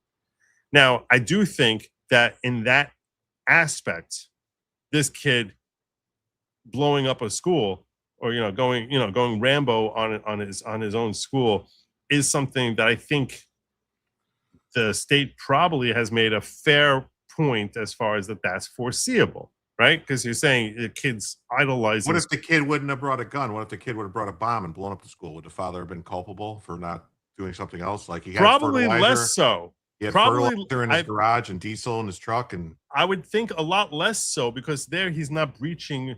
He's not forewarned that that's something he should be on the lookout for. So in other words, the judge is looking at it and saying, a duty was created for you to look out for society once the cops showed up at your door and said, hey, watch out for those guns because you're insecure those guns because your kid is a potential threat to society. But so now he's watching the guns and the kid goes out there with an axe. It's like, I wasn't even thinking that he's going to take an axe. He's worshiping a gun shooter. You told me about the guns. So I think that if that's what he did, if he went in there with a knife, he went in there with guns, he went in there with the fertilizer, napalm bomb or whatever it is that he went in there with, I think that the father would probably, be able to say, why am I looking out for that? Am I also supposed to worry about him committing arson? Like, what am I supposed to, like, at what point would I think that that's something I have to worry about? well, why can't we start charging judges when they release people that go on to kill people?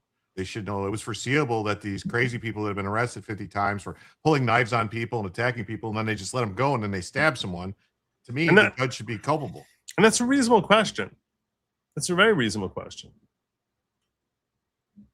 So, Parent of a school shooter to be convicted of murder. His sentencing comes 2 days after his son's 16-year-old Colt Gray was sentenced to life in prison without the possibility of parole. His son had pleaded guilty to all 4 murders. Professor Emeritus at Harvard University, Alan Dershowitz, joins me. Good afternoon, sir. And what makes this case notable, besides the fact, the horrible tragedy of 4 lives are lost, is that it is a parent who has been convicted and sentenced because of the acts of his sons, the but-for. Your thoughts of holding parents accountable like this? Well, this is a trend that's increasing, and it clearly violates due process, civil liberties, and fair notice. If you want to hold parents responsible, pass a statute which sets out criteria. Intent is an important criteria. The judge here found no intent. The judge is just making it up, and the prosecutor's just making it up. We hate the fact that these innocent people died, and we know that the parents are morally responsible, but there's no basis in criminal law for holding them responsible for murder absent a statute. So this is one of these situations where judges think that they have a roving commission to do justice and do good. That's not the way the law works. and this is precisely the point that Jim was making a few minutes ago, where he's like, where's the duty coming from? On what basis is the duty coming from? And the judge Dershowitz is correct here, that the judge is creating a duty. Well, then, and that creates a notice question where you're like, how does a parent know that now this duty is incumbent upon me? So a cop comes and this is what they think needs to happen. I might think the cops. I'm sure there's negligence. I'm sure there's some negligence laws like child neglect, child negligence. Some things where it's in the statute where you can be charged for this if you don't, as a parent, you do this and this happens. Like, yeah, I'm sure those laws exist, but not murder and not manslaughter. That's the problem. And the other thing is, even if you want to say that there's negligence, that could theoretically lead to civil liability. Right. Well, civil, that's totally different. Civil, you could sue. Yeah, civil. Right.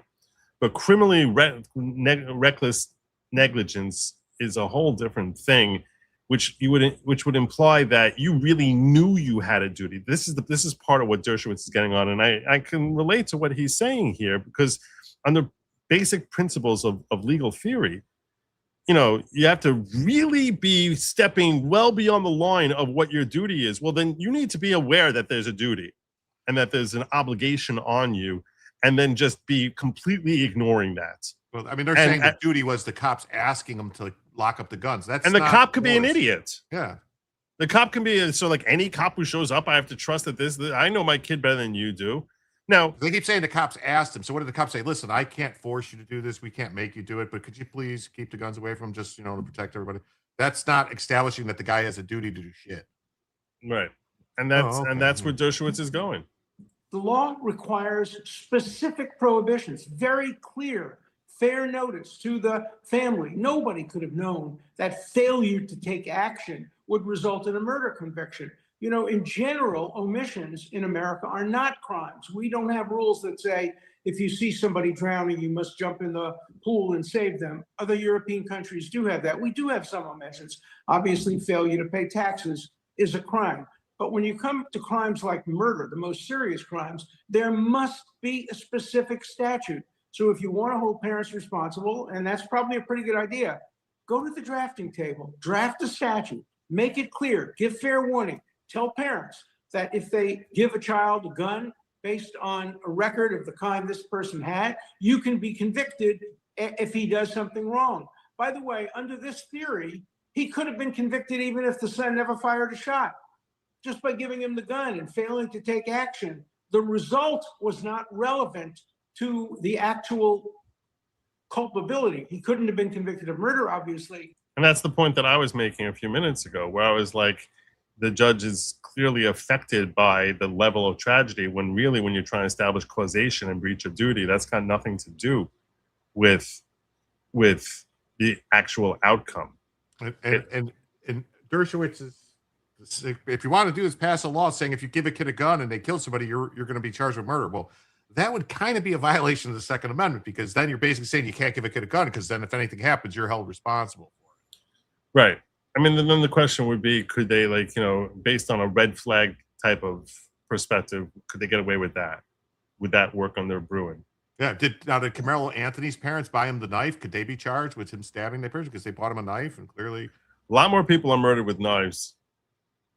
A lot more deaths by knife than by gun. There by were rifle. no dead bodies, but he could have been convicted of other serious crimes. So this is a very dangerous precedent, and we shouldn't let our sympathy, understandably, for the 4 people who were killed, or our antagonism toward the father for not doing enough, we shouldn't hold that as a basis for a criminal conviction. That endangers every parent in America.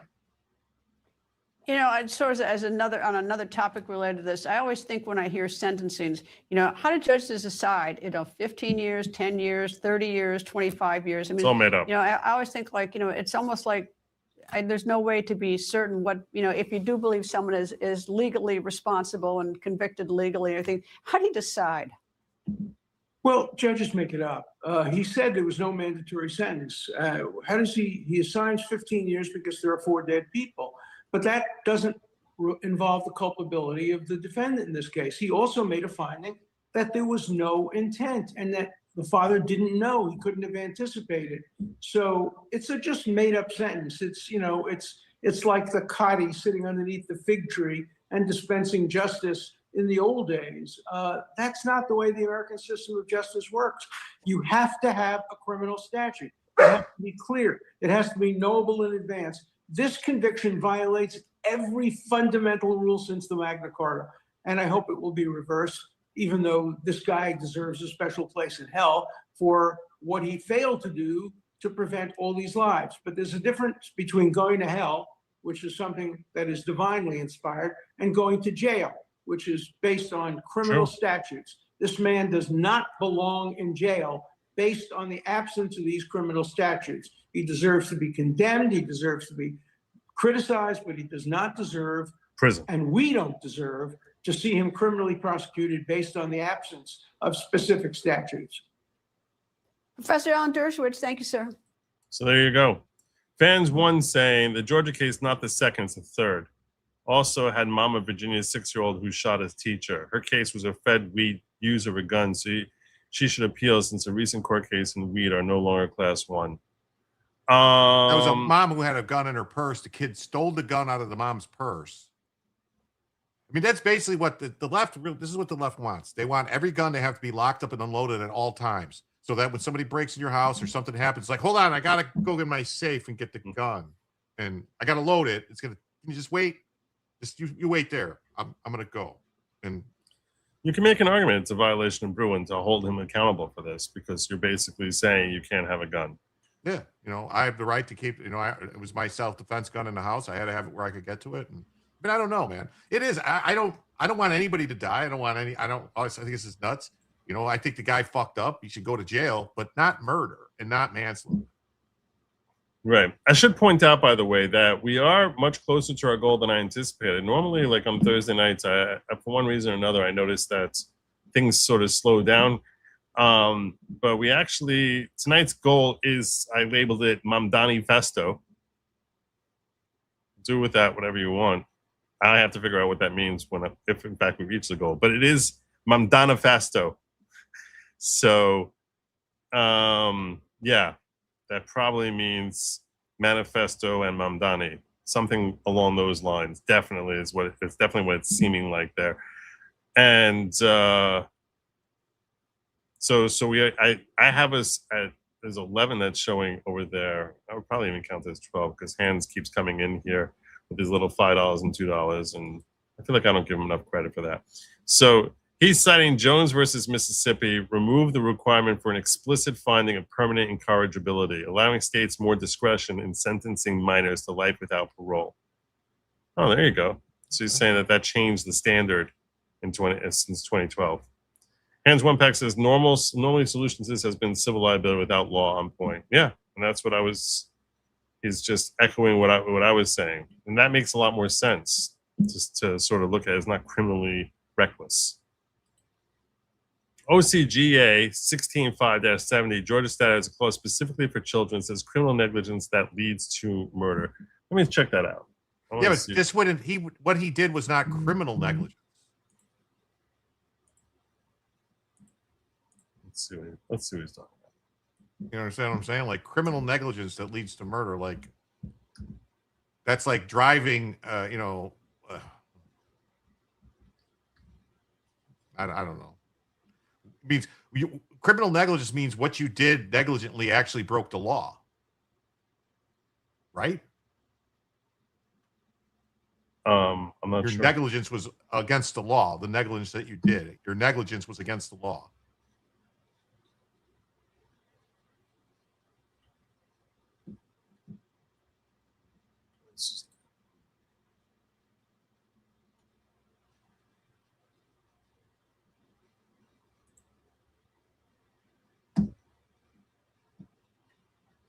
What he's citing here is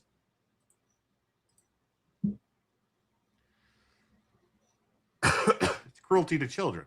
Yeah. any person commits this offense of cruelty to children in the second degree when such person with criminal negligence causes a child under the age of 18 cruel or excessive physical or mental pain. Yeah, that's when the kid's the victim. So now let's look at these two kids who were shot. So if you're looking at these two kids who were shot, ignore the adults who were shot. If you look at the two kids who were shot and you say that now the father is cruel to these kids. I think that's really hard. I think that to find that he's knowing that these kids would ultimately be the ones to get hit rather than just teachers, I think you're going to struggle with that. Personally, stay hydrated. Thank you. I've been doing my best on that. Definitely trying to do that. Anyway, let's go forward because we're an hour and 3/4 in, and I still got two stories I want to cover real quick. So the first of which is I want to cover the asylum thing. The Trump administration is overhauling the asylum process with a no interview rule. What does this mean? What does this mean? Well, I think it's just they're immediately taking them to a judge, right? It's like, oh, you want asylum? Go to a judge. The Trump administration said Monday will allow asylum officers to refer some asylum seekers to immigration court without first interviewing them, ending a long-standing practice that generally provided interviews before cases were sent to immigration judges. So we're going to bypass and basically help streamline these cases and say, we're not going to bother with the whole investing time in having an interview. DHS announced a change in an interim final ruling scheduled for publication Tuesday in the Federal Register. The rule is the latest in a series of federal government actions to tighten asylum and legal immigration since President Donald Trump returned to office last year, including efforts to suspend asylum access at the southern border end humanitarian parole programs, and roll back temporary TPS from some nationalities. Now, here's a woman who's I got two different links I want to show. Actually, three. They're going to try and break it down for you exactly what this means. Hundreds of thousands of immigrants who've applied for asylum in the U.S. are in jeopardy of deportation. A new law is cutting out a critical interview, leaving immigration judges to decide on cases in hopes of easing the backlog. Here's Christina Vasquez from Miramar. Yesterday, the ICE taking two of my friends. Javier Garcia and his grandchild arrive at an ICE field office in Miramar with his friend's suitcase in tow. I'm just warning, these two videos sort of left-leaning. Maybe today he got to go back to our country, Chile. And he said this about his other friend. He's married with an American person. He got 3 American kids. How many children are going to sleep tonight not knowing whether or not they're going to see their parents tomorrow, especially as TPS for Haitians comes to an end? Community activists who gathered at the Miramar facility with renewed calls for due process. They can see their parents. Their parents can take them back to their home country. Of deportation. I don't know why they can't. The family that gets deported together stays together. People being detained that have asylum. Coming as a rule change to the asylum system takes effect. DHS says it is now permitting U.S. Citizenship and Immigration Services to refer certain applications directly to immigration judges without. Notice how they said certain applications, not all applications, certain applications. What they're basically saying is they're just bouncing people out, and they don't care about people who are genuinely in need of asylum and have a right to asylum, and they're just gonna, skip out that interview process. They know our bullshit. Like, oh, you came from this and you passed through 9 countries, and now you're gonna claim asylum here. You should have claimed asylum in those other countries. No. That's so you see how they have like the whole bleeding heart, like it's not fair that people are gonna have asylum, they're not gonna have asylum. Yeah, here's an immigration attorney who's gonna be belly aching similarly. Breaking news, friends. Today, USCIS announced major changes to the asylum process for those of you who are here in the United States with a pending asylum application and those who plan to apply for asylum in the future. I'm Latoya McBean-Pompey, an immigration lawyer in New York. Under the new rules, which are effective immediately, USCIS has said that they will no longer be interviewing everyone who applies for asylum to USCIS. Not anyone. They're going to be doing a lot of interviews, but there's certain people who they're carving out. But the way they're wording it, it sounds as if all the interviews are gone, irrespective of the particular. And here's what the interview does. What does the interview do? When you're applying for asylum, you write out the basis of why you're in, and you put in writing the basis of why you're entitled to asylum. But a lot of times what you put in writing, you might not be a skilled writer, your lawyer might not be so great, you might not be able to present your case with sufficient emotion that anyone would actually listen to it. But if someone sits down with you and actually gets to hear you talk about like the persecution you're facing in your native country, they would have a better feel for the legitimacy of your claim. So that's what the interview process was for, in order to give a third party an opportunity to come in before the court and say, hey, we did this interview and they're really at risk that they're going to be tortured if they go back to their country. And, I know their papers are don't really fully express the nature of fear that they're living in. And, someone was able to actually sit down and talk to them. So in that sense, it's an opportunity in theory for an asylum seeker to get almost an advocate on their behalf who's moved by interviewing them. So now a certain percentage of all the asylum seekers, which I don't know, there's like, who knows how many, but there's several 100,000 of them are being crossed off the list that they're not going to be interviewed. Not all of them. Most of them are still going to be interviewed. But we are streamlining it for some of them. But the way it's being worded, both in the report we just saw, and even by this attorney here to some degree, which says they're not going to be interviewing everyone. Well, they're interviewing a lot. They're interviewing the majority of them. There's just some who are who would have gotten interviewed who no longer are going to be getting interviewed. And that's a positive thing for a lot of reasons. But this is an immigration attorney. Immigration attorneys never saw an illegal alien that they want to send back to their native country. Yes. Instead, they will be referring some individuals to the removal immigration court system without given them an interview. They're going to be conducting a preliminary review of the record. It includes your application, your evidence, your security background checks, and other information that they have on file about you. After they do this review, which by the way will be electronic scans of your application and all of those documents, when they do those electronic scans, they're going to then determine whether you're ineligible for asylum. If you're ineligible to apply for asylum, they will refer you over to the court system without an interview. Why would they have to do an interview if you're ineligible? Yeah. Yeah, that's the $1 million question. Seems like a waste of tax dollars. Yeah. I could save us a lot of money. How's this?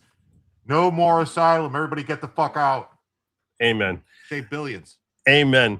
The Department of Homeland Security has issued an interim final rule that would significantly change the affirmative asylum process by allowing U.S. Citizenship and Immigration Services to refer certain asylum applications to immigration court without going through the interview process. The rule is scheduled for publication in the Federal Register on July 28th and takes effect immediately upon publication. The new rule, titled Affirmative Asylum Referrals Without Interview, marks a major departure from USCIS's longstanding practice of interviewing asylum applicants before referring the cases to the Executive Officer for Immigration Review. Under the new regulation, asylum officers may refer an affirmative asylum application directly to an immigration judge, based on the written record and other evidence without conducting an interview. USCIS would retain the ability to conduct interviews when deemed necessary, so then it's not like they were abandoning all of them, and would still conduct interviews before granting and denying asylum in applicable cases. But there are certain cases that they say, yeah, this application sucks. This application is DOA, so we're not wasting time with a stinking interview. This is what the immigration attorney and the news are belly aching. Oh, it's not fair, they're not having an interview. Yeah, you know why you're not having an interview? Because your application is a loser. Why is it a loser? Well, the rule creates a new regulatory provision allowing referrals without interview under these following circumstances. If the person is barred from applying for asylum, so we're not going to bother with an interview because they're barred. If they're barred from receiving asylum, they do not merit grant of asylum as a matter of discretion, or is not eligible for asylum on the merits of the claim. So those are the people. It's like, if you can't get it, we're not able to give it to you. You're not legally entitled to it, even if everything you say is true. Well, in that case, we're not going to bother with an interview. Which, that's just streamlining it. This enables to process them faster. That's really what they're belly aching about. They were just processing it faster. We're not wasting time with an interview for people whose applications are DOA.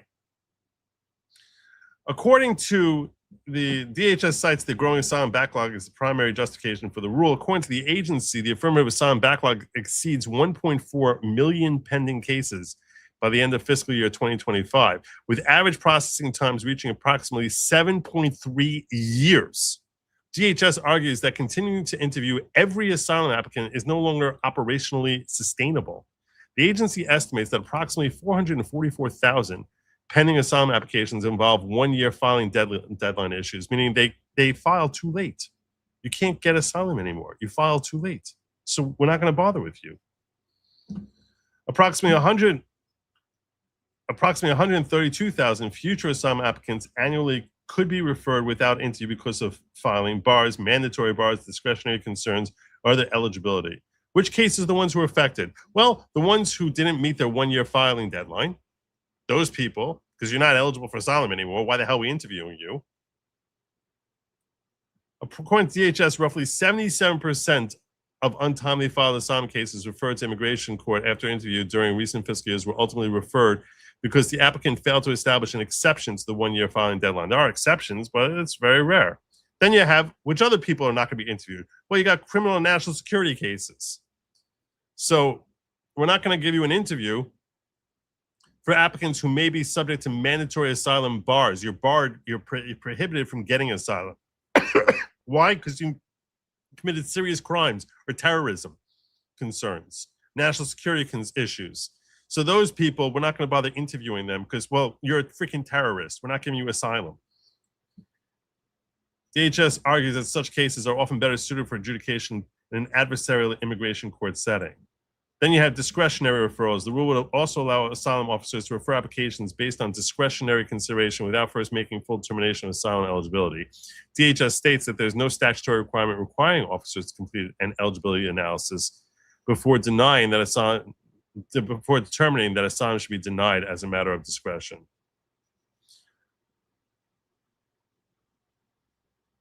So DHS is arguing the rule will improve operational efficiency, reduce the asylum backlog, speed adjudication so they're not just sitting there for 7.5 years, move ineligible applicants into immigration court more quickly, and enhance public safety and national security screening. So there you go. Great news. Great news, because it means we're closer. We're closer towards getting them out the door. Lord knows we sure as hell need to.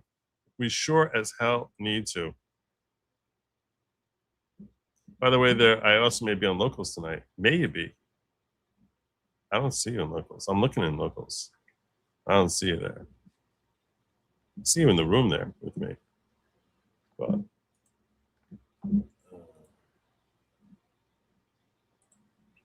anyway, bottom line is this gets 2 thumbs up from your local favorite podcaster, because anything we're doing to streamline getting out the people who have no chance of getting asylum anyway, to me, makes perfect sense. And we can get to the cases that are entitled to asylum that much faster. Get everything moving along faster. Those cases would be 0. Well, yeah, when they make me Lord of the Universe. When they make me Lord of the Universe. And finally tonight, we're going to have to start taking in Spanish asylum seekers because their country's being overrun by all these other people. So they're going to have to flee there. And then it's just a nonstop thing.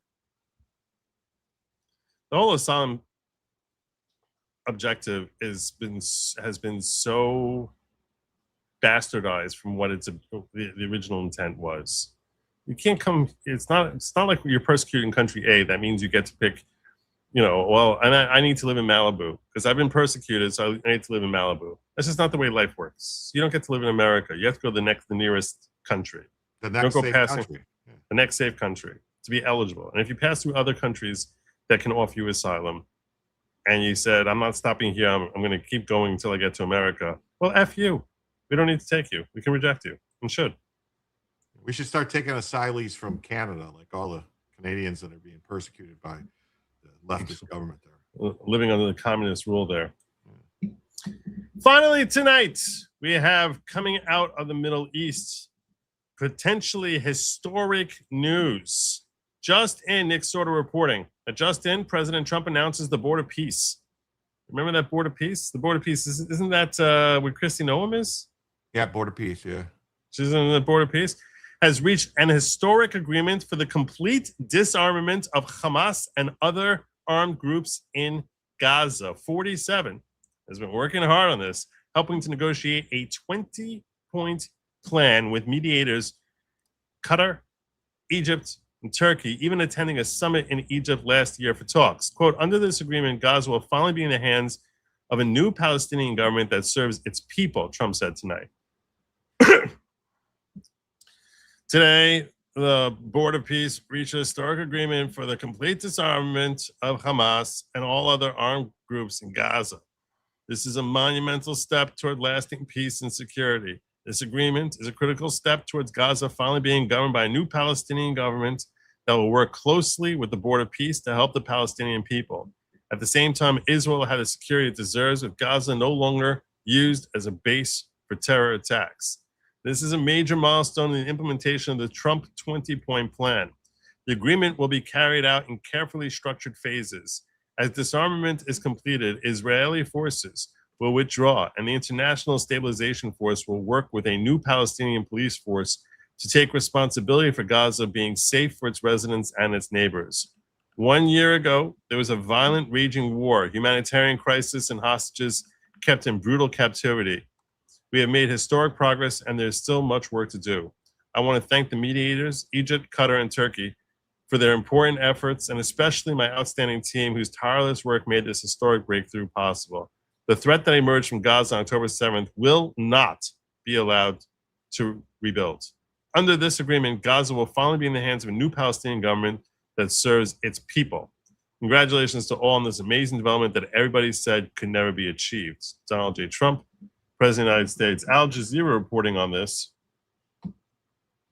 saying that Trump says the Board of Peace reaches agreement on disarmament to Hamas in Gaza. So Al Jazeera obviously is a Muslim-based paper. And they say U.S. President says Israel will withdraw from Gaza following the disarmament of Hamas. And they quote from Trump there.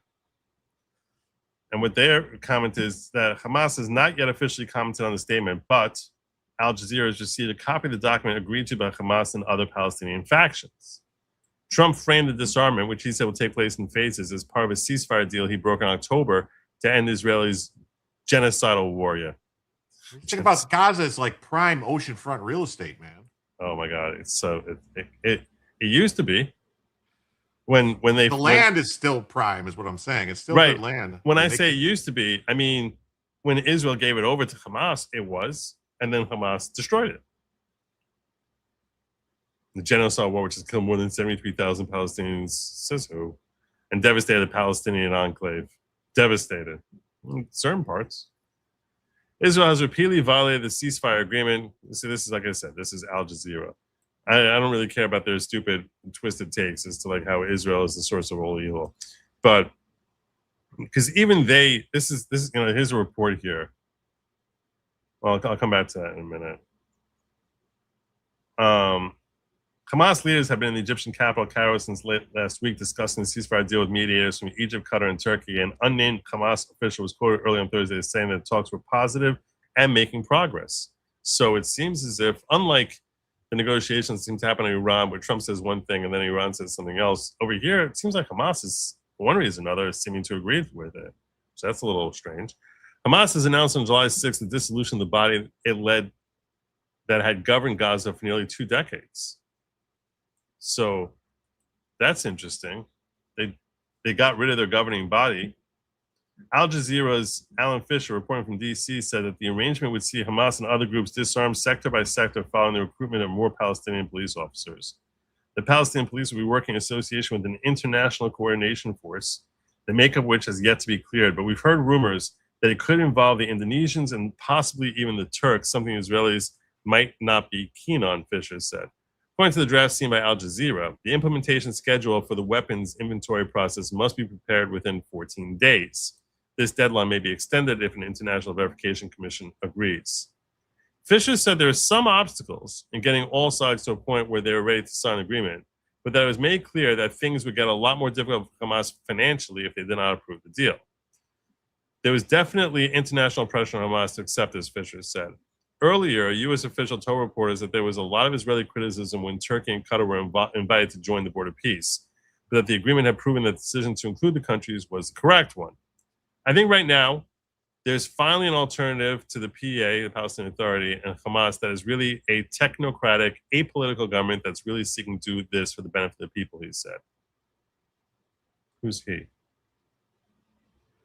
I don't know who he is. But when you see this report here, this is someone who's, has IDS. But I want you to pay attention to the first 10 seconds. We're currently in a Shati refugee camp, and this is designed to show you just how devastating Israel has been and cruel in their genocidal approach, because that's what Al Jazeera is always going to be all about. But what's very interesting about this is an admission that this woman makes, which is really kind of shocking. Is the Matar family house that was warned by the Israeli forces to be bombed minutes after the warning. They were warned by the Israeli government, we're going to bomb this place here. We're bombing this house. And then minutes afterward was issued and everyone had the chance to leave. This house has been bombed. But let me show you. So they actually said, get the hell out of that house because we're going to be bombing it. And then everyone managed to safely get out of the house, and that's when they bombed it. So this is what they call genocidal. I'm not sure how that's genocidal, because if you're genocidal, you definitely don't want to give people warning to leave a house that you're about to bomb. But that's really, I don't really care about the rest of this, because she's going to go show all the destruction in this little corner of Gaza, not the parts of Gaza that remain thriving today, and they were left untouched by the quote-unquote genocidal Israelis, but which is the majority of Gaza. But yeah, even Al Jazeera admits that Israel is giving notification before they're bombing houses. So it doesn't really sound very genocidally to me. Just saying. Just saying. I saw that and I was like, even they admit it. I heard Israel was making the claim, but this is Al Jazeera IDS people admitting it, which, like I said, that shocked me. It shocked me because I don't think I've ever heard them actually admit that that's what Israel does when they attack. Joe, did you hear Elon is funding his PAC 4 midterm? Yes, I actually was planning. I'm glad you brought this up. I'm very glad you brought this up.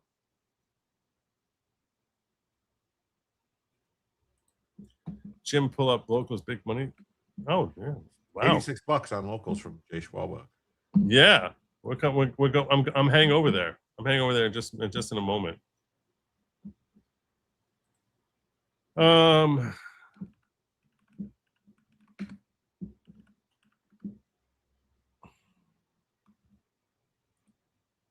So I did want to pull that up. I'm gonna get there in just a moment, but I appreciate you calling that to my attention, because I definitely want to discuss that. I think I want to sort of close out tonight by talking about Elon and that story that you're referencing there, Richard Parker. I appreciate you reminding me of that. Let's see what we got over in locals. Can I pull this out? Can I pull this out? Mm-hmm.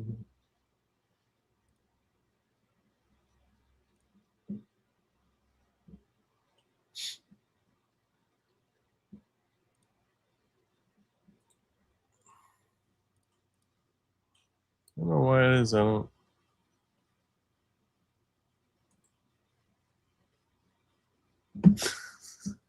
Really? Really? Really?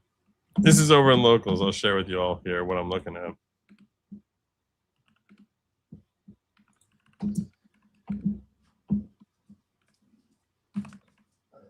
So I pulled this up earlier. JH saying, I know you addressed this earlier in the show, but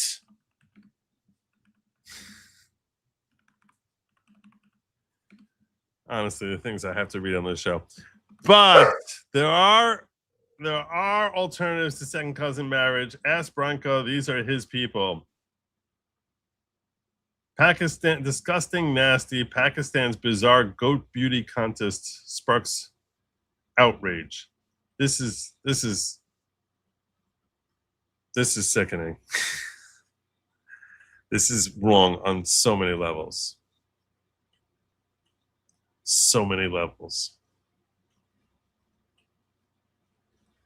Goat beauty contest. This can't be real. Do you think this is real? Are you looking at the screen? Do you think this is real? This picture? Yeah, definitely. That's a beauty contest. Yeah, see? Right there. Well, thank you for the generous locals tip. Also, he says, by the way, I didn't mean to go there. You get paid per person calculation.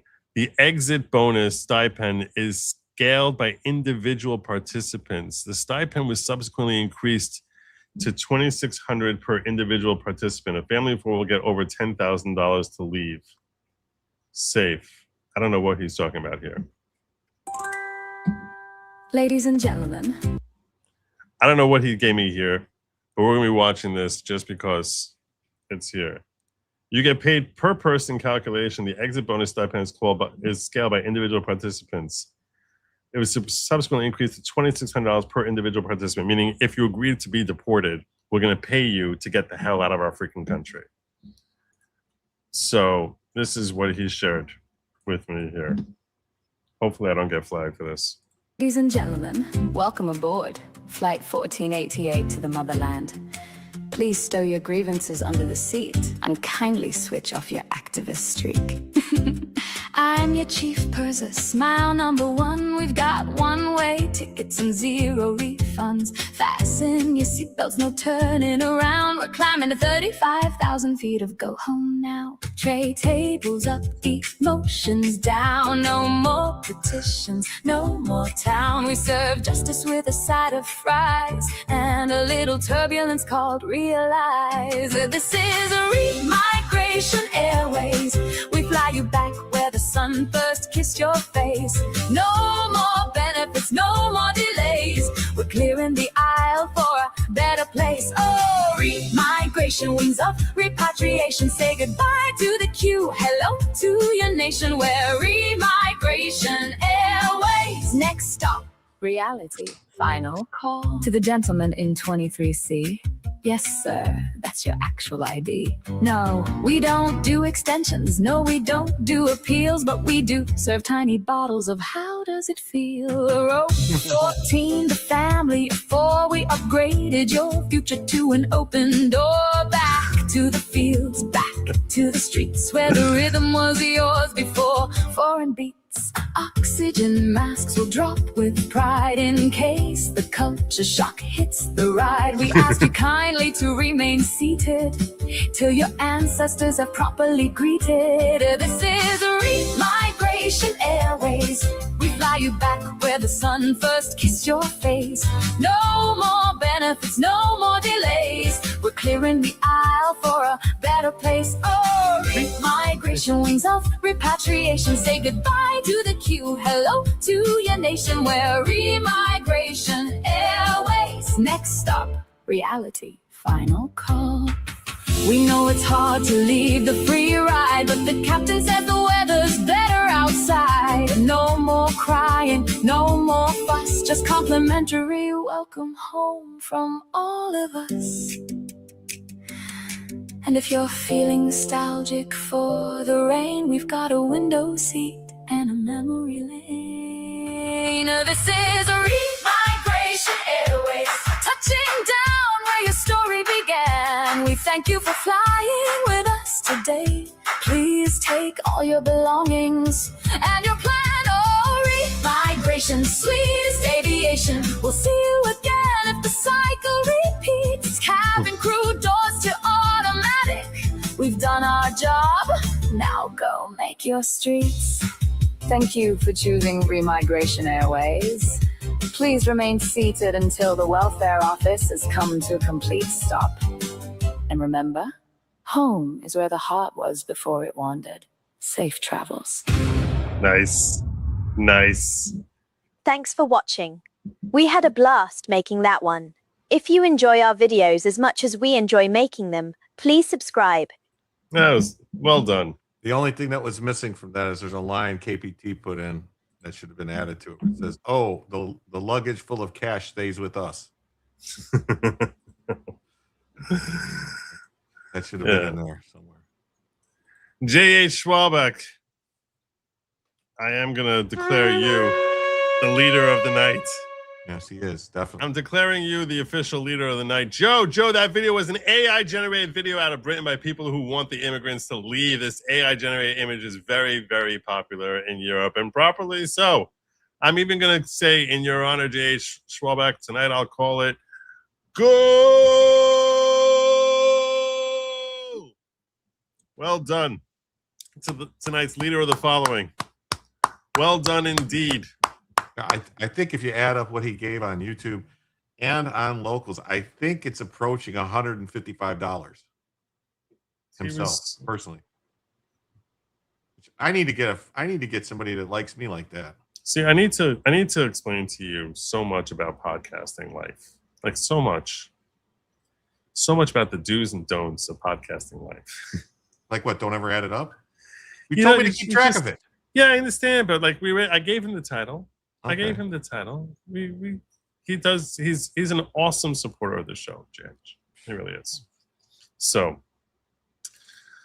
Sometimes I'm like, I don't know how to do this if he doesn't if he doesn't show up.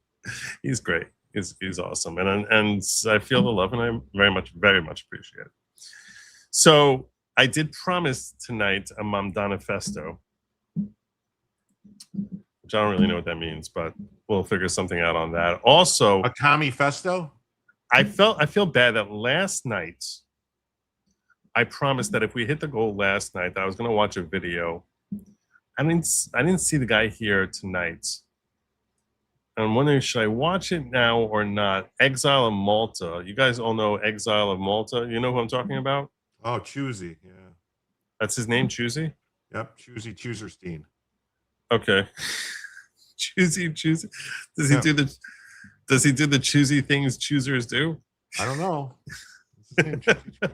He'll tell you about, the Order of Malta and the Knights of the Jesuits and all that stuff. He's a big, Yeah. So I don't know what any of that stuff is, to be honest with you.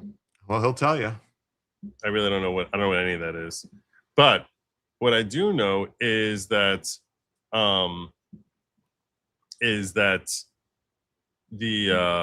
he sent me a super chat yesterday, Knights of Malta. And in that super chat, he was asking me to look at a video that I said, if we hit the goal, we'll try to look at the video. And he didn't really even ask me to do it, but I said if we hit the goal, I was going to do it. It is Choosy Heretics Choose, right? He changed his name today. Is he here in the chat tonight? Yeah, he's right here. He's right here. Exile the Malta now. Okay, cool. So his name is Choosy Chooserstein. He changed it. He changed it because he changes it all the time. But that's him. Exile the Knights of Malta. That's Choosy. So this is what he sent to me yesterday, and I said, "Well, watch this video. I'll try to do this. I'll put it in the chat here for everyone to see. I'll put it in both chats. I'll just copy and paste it. Proof that the medical what he wrote is proof the medical inquisitor is Knights of Malta is the title of around a 1-minute video posted by yours truly years ago. I'm gonna see if I can find that video, because I meant to watch it last night.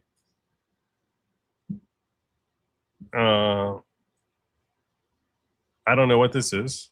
I have no idea. I haven't looked at this yet. I think this is it. I think I found it. This looks like it's it, right? So I'm going to cover Elon also. I'm going to do the Manifesto, and then I'm going to cover Elon, so we can end on Elon notes. I'm asking you, Jim, to remind me to pull up the Elon thing before we close out. Okay. So this is his video. I haven't seen this yet. I don't know. I don't know what we're about to look at, but it's Thursday night, so let's do it. Guess what, y'all? We've got proof that Tony is a bona fide Knight of Malta. All right, here he is in front of his bookshelf, and it has all his personal memorabilia, so it's not just a virtual backdrop.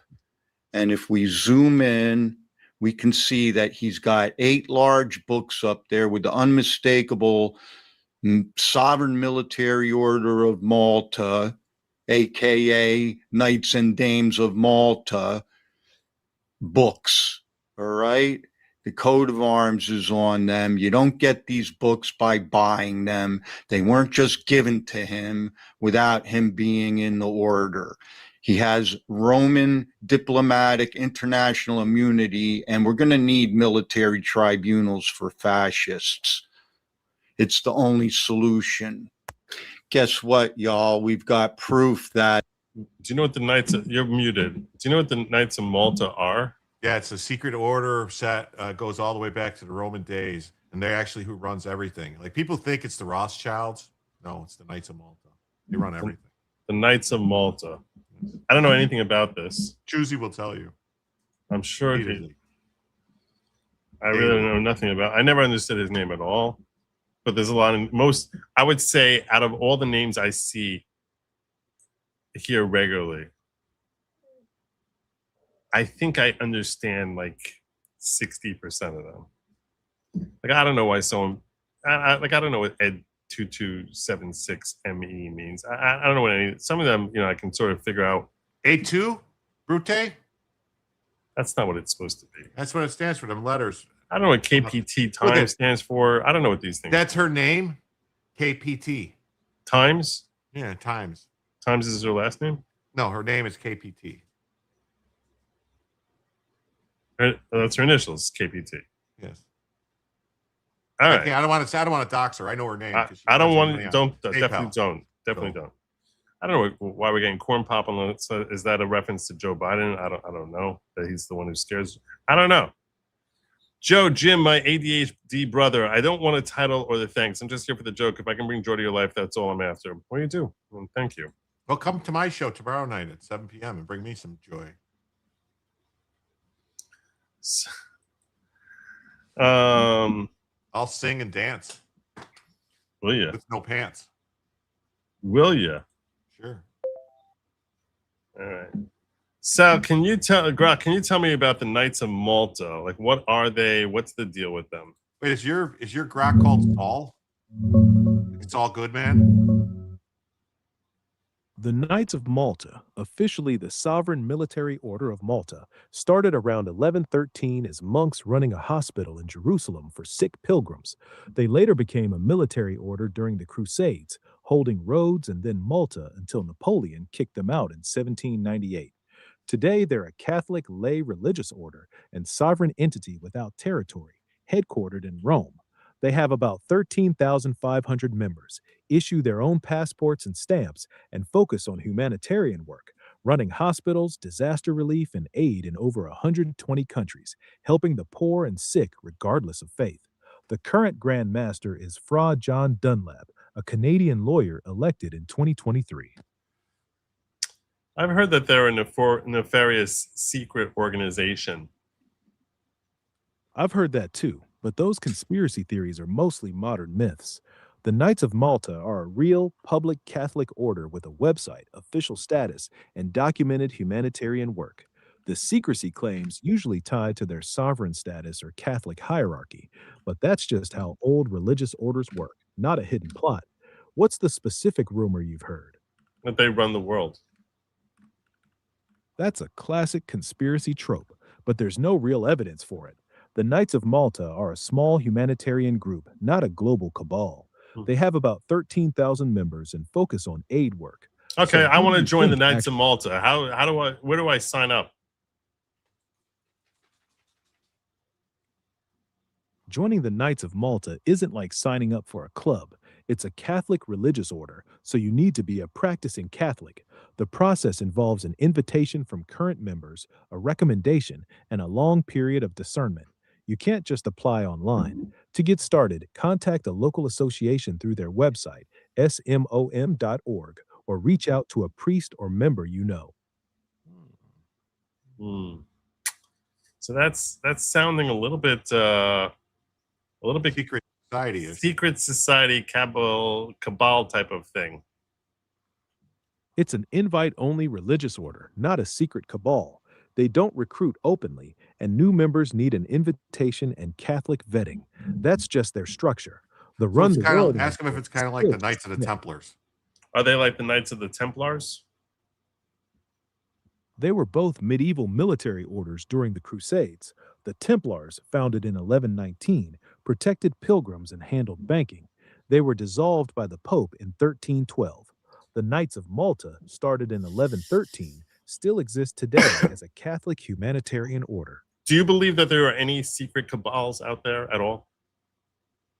I don't think there's one cabal pulling all the strings, but smaller, coordinated groups? Sure. Look at cartels, intelligence agencies, or even corporate lobbying. They have real power, though it's not total.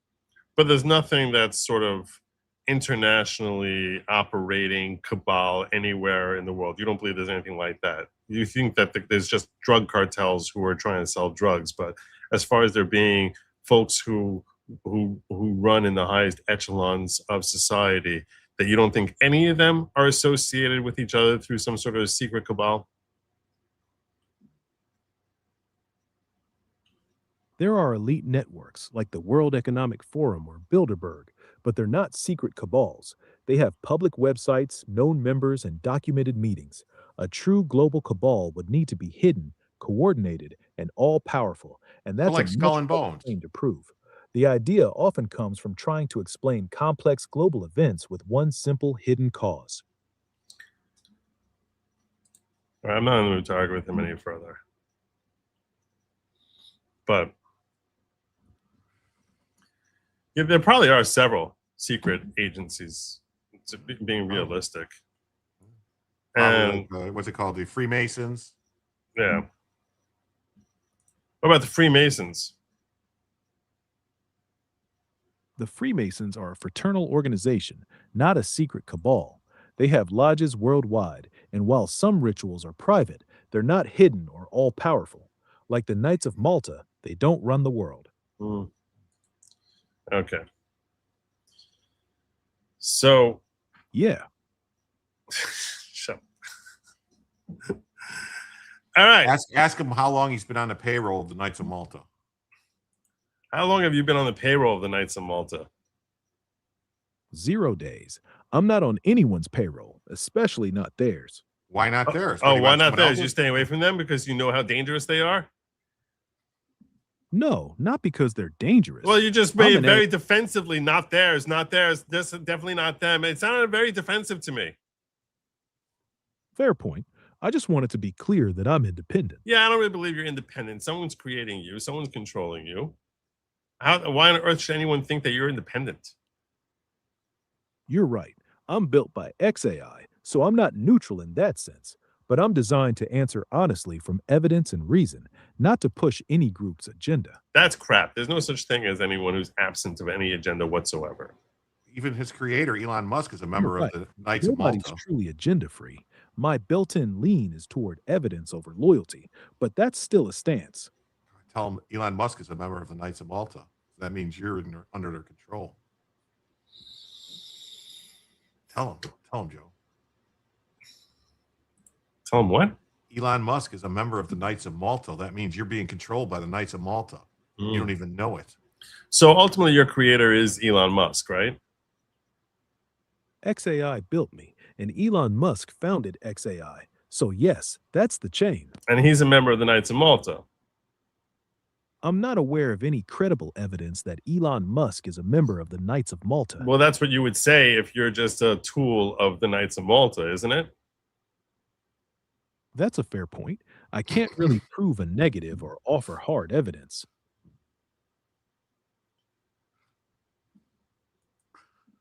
I was arguing like a can stand.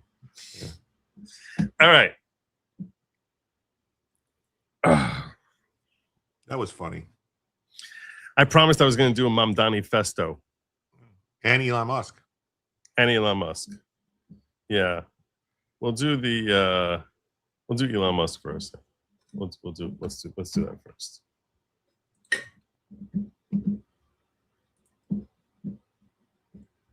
Where was it? Okay, here. Oh, I had you here somewhere.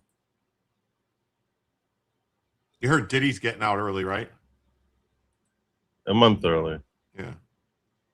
What's that? A month early is better than a month late. Sure.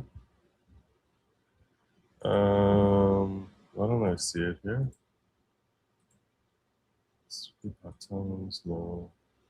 No. Number one on the email I sent you. Is it number one? Number one. I'll go back to your email. Number one with a bang. I had a whole bunch of links on it, but you gave me a very long list today. I did. It was a very long list. A whole bunch of stuff came up. It's a very long list tonight. Yes. Some of the stuff was like, I don't know. It was like, I don't.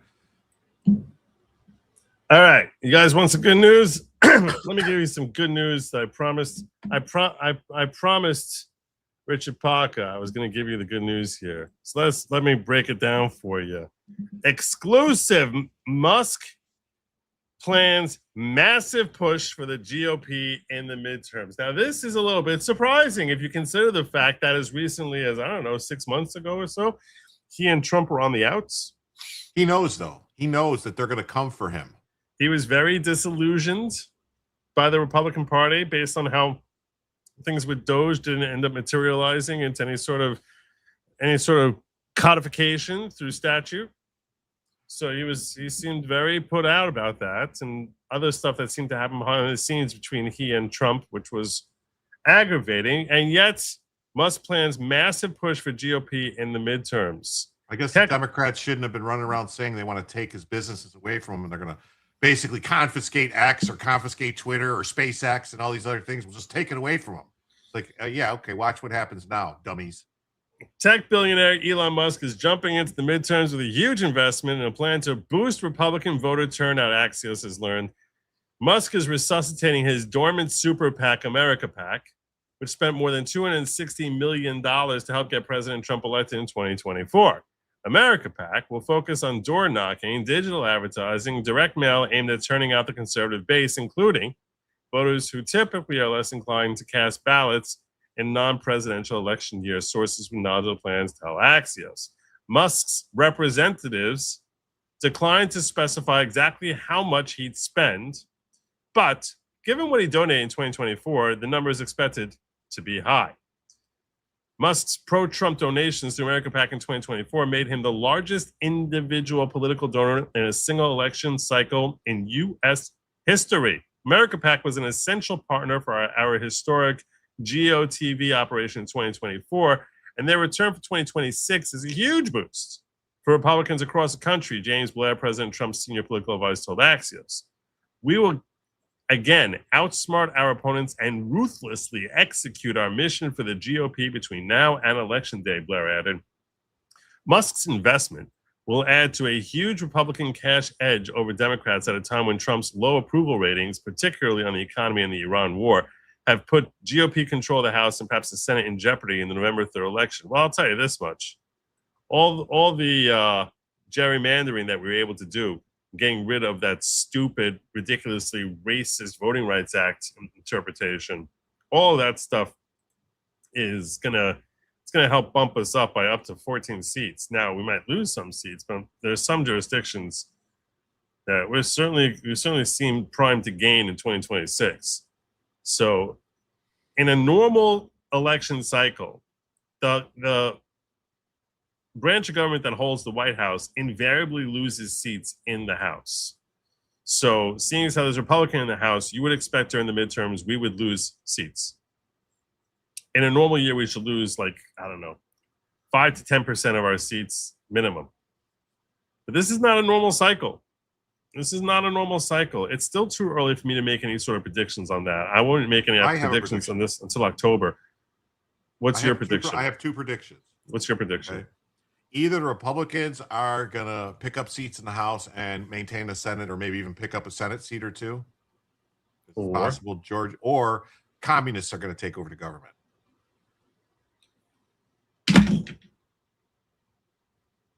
Because the Democrats basically have surrendered to communists in multiple states. The communists are the only factor. That's not a prediction. That's a prediction. That's not a prediction. Sure it is. It's a 50-50 shot. Okay. Listen. Are you a Fed slopper?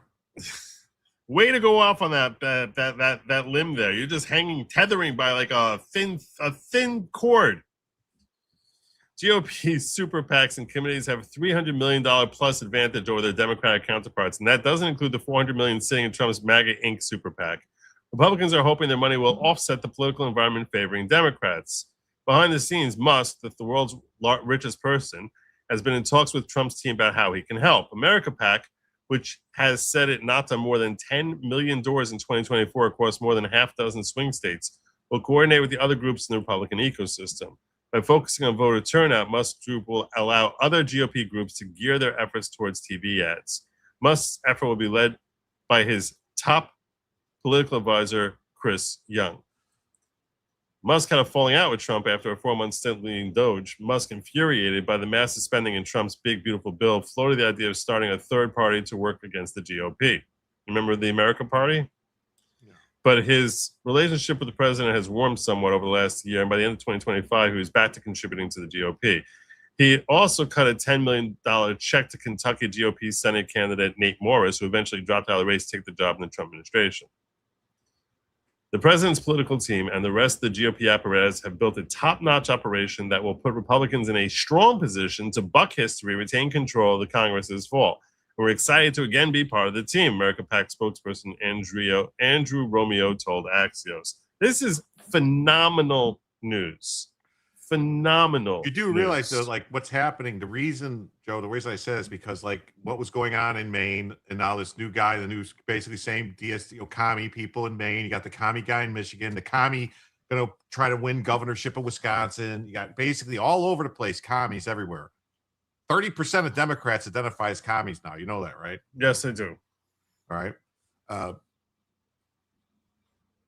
The Democrats don't have money. They're hurting. The Democrat establishment Democrats, all right, because of all the stuff that dried up with USAID and the other things, the money's not there. The money that's coming in is from these other crazy leftist weirdos that are funding the DSA. They're not funding the Democrats anymore. They're funding them directly. That's why they're doing it. The stuff, the Soros money, the money from like the guy. There's one like what is it? There's like a multimillionaire guy who's like an Antifa dude who's like Cox Entertainment or something like that. Some entertainment group. Neville Singham. Well, Neville Singham, but there's another guy too. There's like an American who's like the son of one, like a huge like millionaire, like I think it might be Cox Media actually. One of those media groups, like this grandson or whoever, like Senta millionaire, who got like $100 million, $200 million, and he's backing all these. He's a communist. He wants communism. Yep. Didn't realize what happens to the bourgeoisies when the communists take over, because he's a bourgeoisie. I hate to break it to you. Yeah, I'll tell you right now, I think we're a long way from communism actually taking the country over. I don't know, man. It could happen pretty quick. It could happen really quick. I don't think it's that close.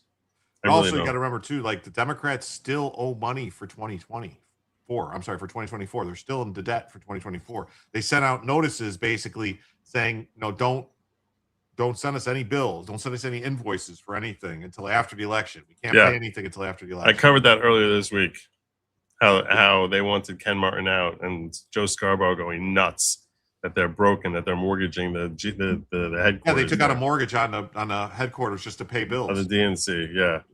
And yeah, they're very, very deep in the they're very, very deep in the red. Is there more over here that I missed, by the way? There's some more super chats and stuff. Some rants that I was asking. Rants and super chats. I think so. He's dropping another 50 on Calci, so there you go.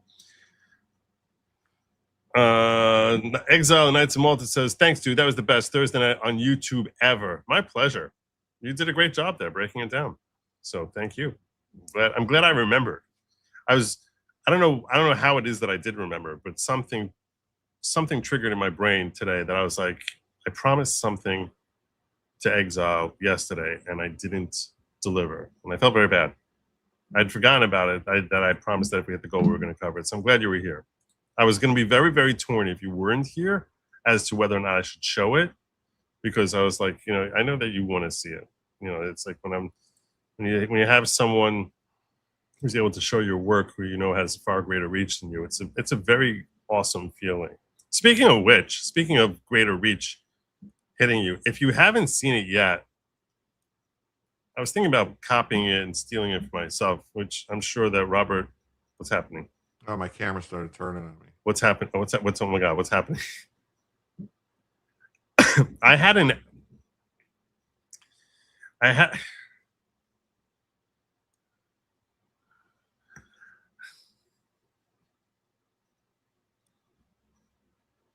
Are you finished? I'm finished. But the camera has a mind of its own. It doesn't seem like you're finished. It seems like there's more coming. Nope, that's it. Okay. What I want to let you all know is that yesterday, Robert Gouveia live streamed the Yeah, I saw you on with him. You were on his show with them and stuff. And thanks for giving me a shout out on the show. I did give you a shout out, right? Are you being facetious? I don't know. I didn't watch it. I was just. Oh, so then why would I do that if you're gonna just? I don't know. Why is my camera so screwed up now? What did I Yeah. So yesterday he was covering the Fauci. He live streamed the Fauci hearings, and I sent him a super chat where I was basically saying that he, instead of focusing on the auto pen, we should focus on trying to cancel out the pardon on the basis that there's no such thing as a blanket pardon. And he ended up bringing me onto the show to talk about it. You know how long I was talking to him on his show last night? Couple hours. Yesterday? Yeah. No, and it was just like, it was an intense legal discussion, not debate. Like we were just sort of like exploring different philosophies and strategies under both law and politics. And I didn't realize how long I was there. I ended up spending with him yesterday an hour and 4 minutes that I was basically speculating with him about, like, you know, the best way to approach whether it can be legally canceled. So he carved it out and basically shared it out. And so far it's gotten 32,000 views. That's not bad. But he didn't end up pinning my chat, which is my comment. He somehow got lost in there. So, but I did end up trying to put a link. But yeah, so if you didn't get a chance to watch it, it was actually a very intelligent conversation that I had with him. We were talking about the difference between trying to attack the pardon based on the auto pen issue versus the notion that under the law there's no such thing as a blanket pardon, and what would constitute a valid pardon, and why something would be considered a blanket pardon. That would be something that would be, you know, how much definition would the pardon need in order to not be a blanket pardon? What is the exact law around the pardons? Doesn't it say the president's power to pardon is plenary? It doesn't say that anywhere. Doesn't? I mean, where does it define it? It's always been understood to be a plenary power, correct? Yeah. Article 2, Section 2, Clause 1. I'm not a lawyer. I don't want to spend a lot of time talking about this right now, but I will. No. It's a ripe conversation.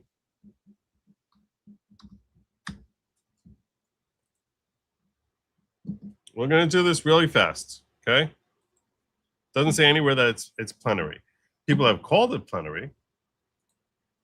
That's what they've said, but it doesn't actually, that's not the language of the text. Does it say in there that there's restrictions on it in any way about who he can pardon? No. He only has a power if it's enumerated in the Constitution. Do you agree with me on that? Yeah. It says he has the power to pardon. Pardon what? Crimes against the United States. Correct. Closer. That's not the exact language, but it's close enough. Article 2. The president shall be commander-in-chief of the Army and the Navy of the United States and the militia, blah, blah, blah, blah, blah. And he basically says, and you jump down to the end, because all this other stuff is irrelevant. This part here is irrelevant. This is the part that is relevant. And he shall have power to grant reprieves and pardons for offenses against the United States. What this means is, if he sees an offense against the United States, he can say, pardoned. I don't care that you did it. I pardon that offense. You did that offense over there? I pardon. You did that offense? I pardon. You decided to genocide a third of our own country? I pardon you. He has that power. That's when they say it's plenary. When they say it's plenary, what that means is that no one can stand in his way. He alone can decide whatever offense he sees that he is pardoning the offense. Does he have a power to say, I pardon you of any crime you've ever committed? Well, you could say, I could pardon you of any offenses against the United States. That, I would say, is not what this says here. Because it doesn't say he has a power to pardon people. He has a power to pardon offenses. Nowhere here does it say, if you read through this, you'll see it doesn't say he has a power to pardon. So he was going to say, I pardon you for offenses against the United States. Then he has to know what offenses he's pardoning. Doesn't say that, though. Why? Now, how are you pardoning an offense if you don't know what offense? It doesn't say he has to know and he has to list them. It doesn't say anything about it. What I'm saying is there's no such thing as pardoning an offense if you don't know what offense was committed. Or you, at the very least, you don't know what actions were taken. There's a difference between pardoning a person and pardoning an offense. If I say you committed these 100 sins, I pardon you for these 100 sins, that's fine. I cannot say I pardon you as a person from any sin that you've done. I'm washing away, vitiating all sins you've ever done, because that's not what's written here. It says I can pardon offenses. I cannot pardon you as a person. I can pardon the offenses that you did. In order for me to pardon the offenses that you did, I have to have some level of knowledge of either the action or the offense. Who do you reprieve? You reprieve a person, correct? Reprieve, I'm not sure. As far as the distinction between a reprieve and a pardon, I think that's referring to commutations.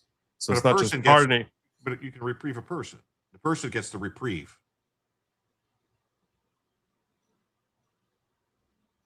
It's an interesting counter argument that you're making. I don't want to dismiss it. I don't want to dismiss it offhand. I'm just saying, you pardon. I want to consider the language of reprieve. Grant a reprieve. You grant a person a reprieve. No, it's a reprieve for offenses against the United States. The 4 offenses against the United States is clearly going on both sections of that. So no, I respectfully think that's an interesting thought you have. I considered it, but if we actually look at how language is understood when you're there would have to be a comma there though after pardons for that to be for both, to apply to both. No, it's saying reprieves and pardons for offenses in the United States against the United States. So it lumps them together as one thing.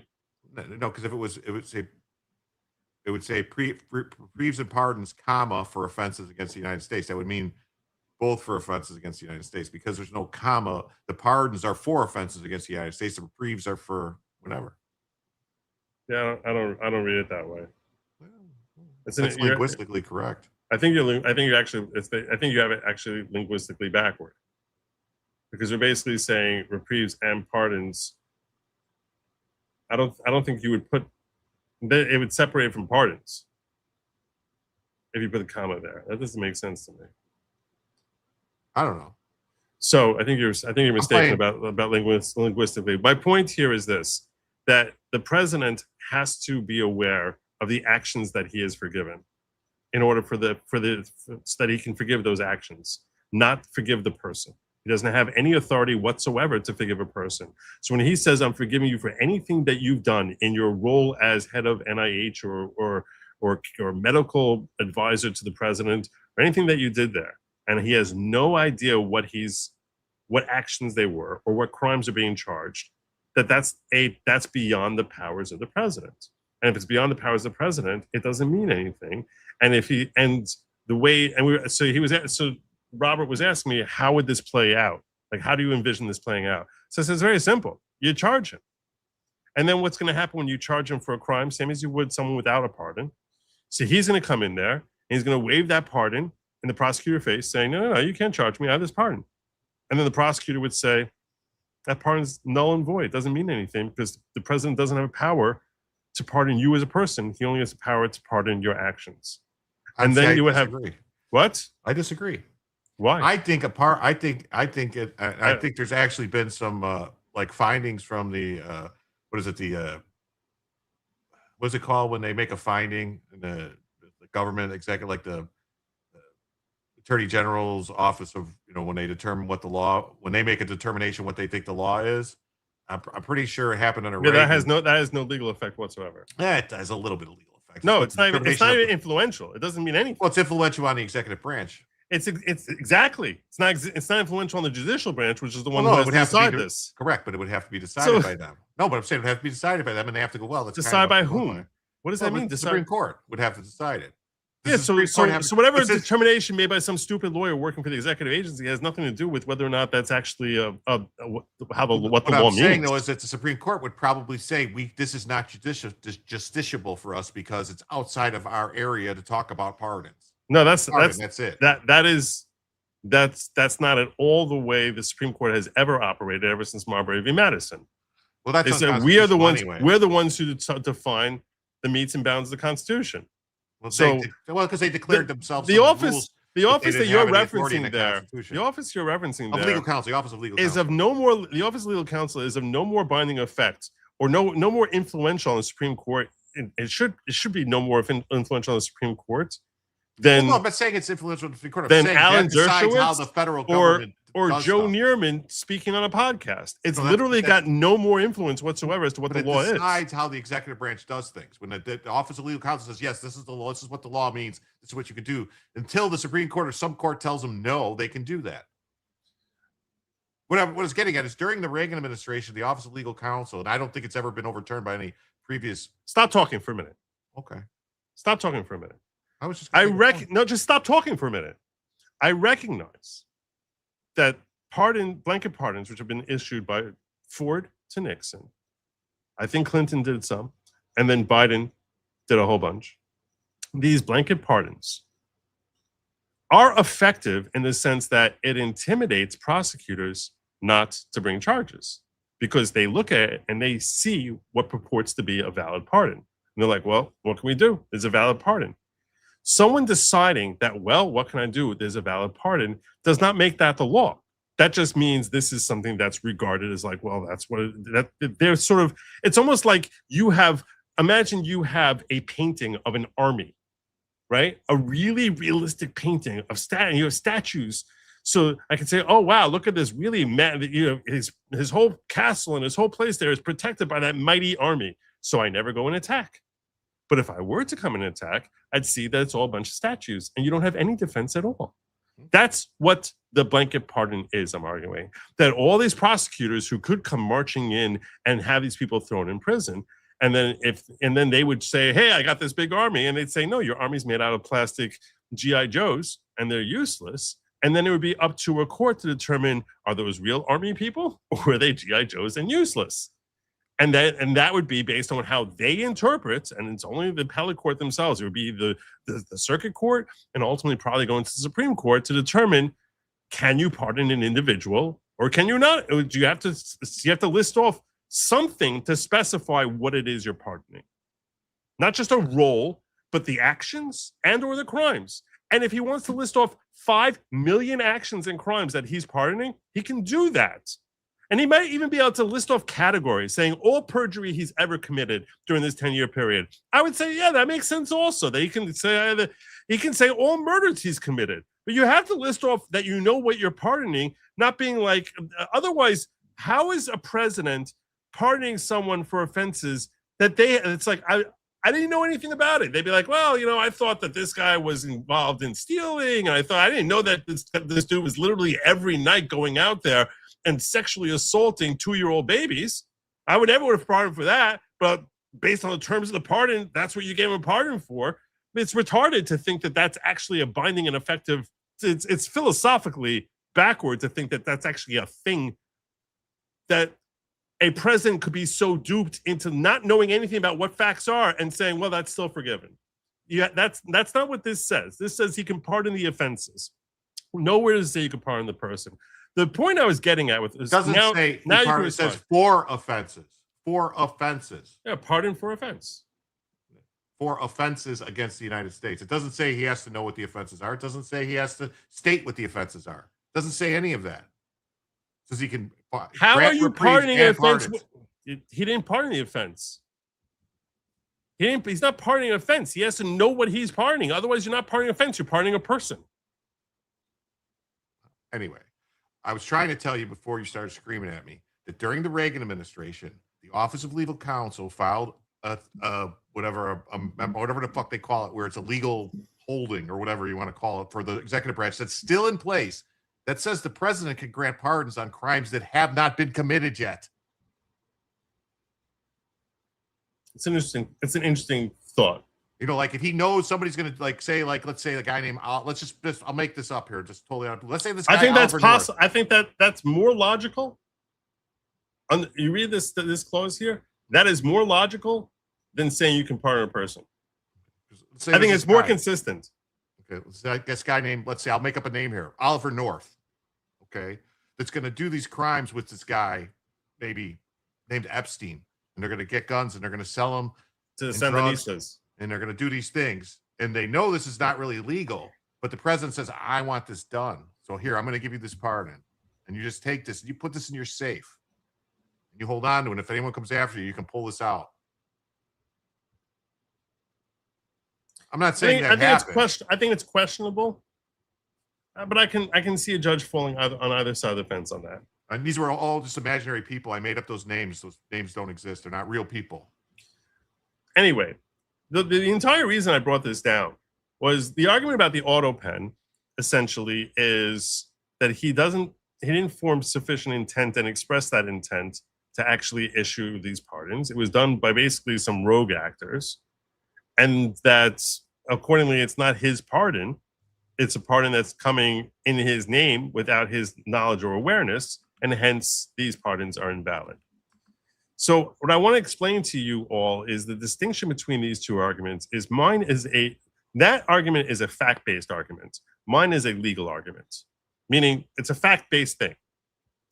Clearly, we can all agree that the president has to have knowledge and make the decision. And that if he has knowledge and made the decision and uses an auto pen, there's nothing wrong with that. But you need to have that he's knowledge and decision. The problem with going after him and attacking Fauci in particular, or other people who got these blanket pardons, is that the burden would presumably be on the state to show that we have reasons to question this. And I don't know how much evidence would be needed. Imagine Biden comes in and says, no, I knew about it. There's no record about it. I told Leslie in my office to go use the auto pen and issue the pardon to him. So do you think a court is going to be like, well, no, we're not accepting that? Well, the Supreme Court would have to decide. I guess it would all depend. It wouldn't be the Supreme Court. It wouldn't even go to the Supreme Court because that's a question of fact. Now, you can raise all sorts of questions. It would have to go up to the Supreme Court because it's a matter of a presidential pardon. It's going to go up to the Supreme Court. Let's come on. What I'm saying is, I don't think the Supreme Court would even take that case. If, in fact, that's what happened. If Biden came in and said, yeah, I gave it to him. So now what? But if you have a legal question, the legal question is, does any president have the power to do this, to give this type of pardon or not? That's something that doesn't matter what the hell Biden wanted to do. No president could do it, even if he wasn't a mental vegetable. Even if he was the most brilliant person on earth, you just don't have the authority to do that. If you don't have the authority to do it, so in that case, the whole pardon is useless. It's only useful in that it intimidates a prosecutor that they're not going to bring the claims. Anyway, this is so I had a very lengthy discussion with Robert Gouveia. I don't really want to regurgitate this. I feel like I've been talking about this every day for the last 3 days. So I'm kind of I didn't expect to go down this whole lengthy thing here, but I hope you didn't feel I was too terse with you, because I felt like you were going down into like a translation of just how English is read, and I'm like, when you raise a point about reprieve, I was like, okay, that's a fair thing that I hadn't considered, and after considering, I was like, no, I still think you're wrong. But as far as construction of the English language, you would have to show me something that says that my construction is inaccurate, because I don't think you're going to be successful in that regard. I just think your construction is flat out wrong. We're just saying that that qualifier only goes on the last one and not on the thing and that's right before it when there's no comma in between. I don't think that's accurate. Reprieve means to prevent or suspend punishment. Right, so that's not on a person. On a person, no, on a person. Especially. I'm saying. So you're preventing. I'm suspending punishment for the offense against the United States. On a person. No, but I'm saying, but the clause in the Constitution says a reprieve for the offense. I'm not giving you punishment for the offense against the United States. It doesn't say that though, Joe. It says reprieves and pardons for the offense. It says for offenses. Offenses. Yeah, because it doesn't have to be one. You could do it for 4,000 of them. I'm not arguing about that. Be a million of them. I don't understand. How is that relevant to what I'm saying? I don't see how that's relevant at all. I think it is. Whether it's 1 or 1,000, that's not the point at all. The point is whether it's the qualifier for offenses against the United States is going on the word reprieves. That's what I'm talking about. Well, anyway. I didn't even start my manifestoing. Whew.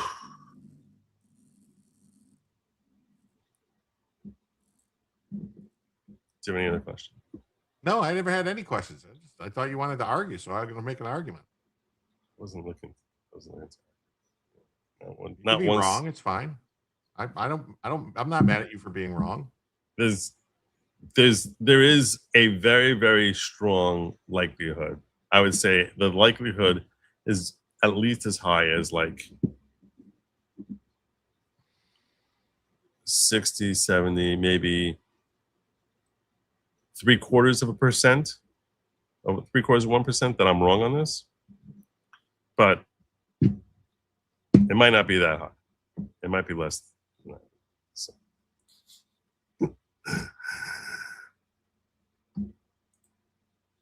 They have to say the word offense or the sentence wouldn't make sense. Really? They could say you can pardon any individual. Statute could have said that for any crimes they've done. Could have said that. Instead of choosing to fixate on the individual, they fixated on the crime. Why didn't it say an individual? The president may pardon any person for any offense they've committed. Didn't use the word person anywhere. Didn't they say, like, with DACA, when Obama did the DACA, the deferred action for childhood removals, wasn't that kind of like a reprieve or a pardon, basically? Like, we're not going to prosecute these cases. We're just basically going to say it's okay. And it was just, they didn't even know who the people were. It just said any people that were involved in this. And that went to the Supreme Court, right? And the Supreme Court said it was fine that he did it, didn't they? That's proving the point in my favor. That's 100% proving the point in my favor. Why? Because you're saying, because it said anyone who's doing this action, I'm giving a pardon. So it's on the action, it's not on the person. You don't need to know the person. You just need to know the action that you're forgiving. It's literally evidence in my favor. When Trump issues a pardon to 1,000 J6 people for anyone who committed a crime of trespassing on the thing, doesn't mention them by name. Anyone who did that, he's pardoning the offense, not the individual. Okay. It's literally. I think every case you're giving me is literally just more. Well, I think the J6 pardons were for any crimes that were committed in association with the riots that happened on J6 or whatever, right? Events on these days. It wasn't really like. So he's tying it into an action. He's tying it into a specific action. That's my point.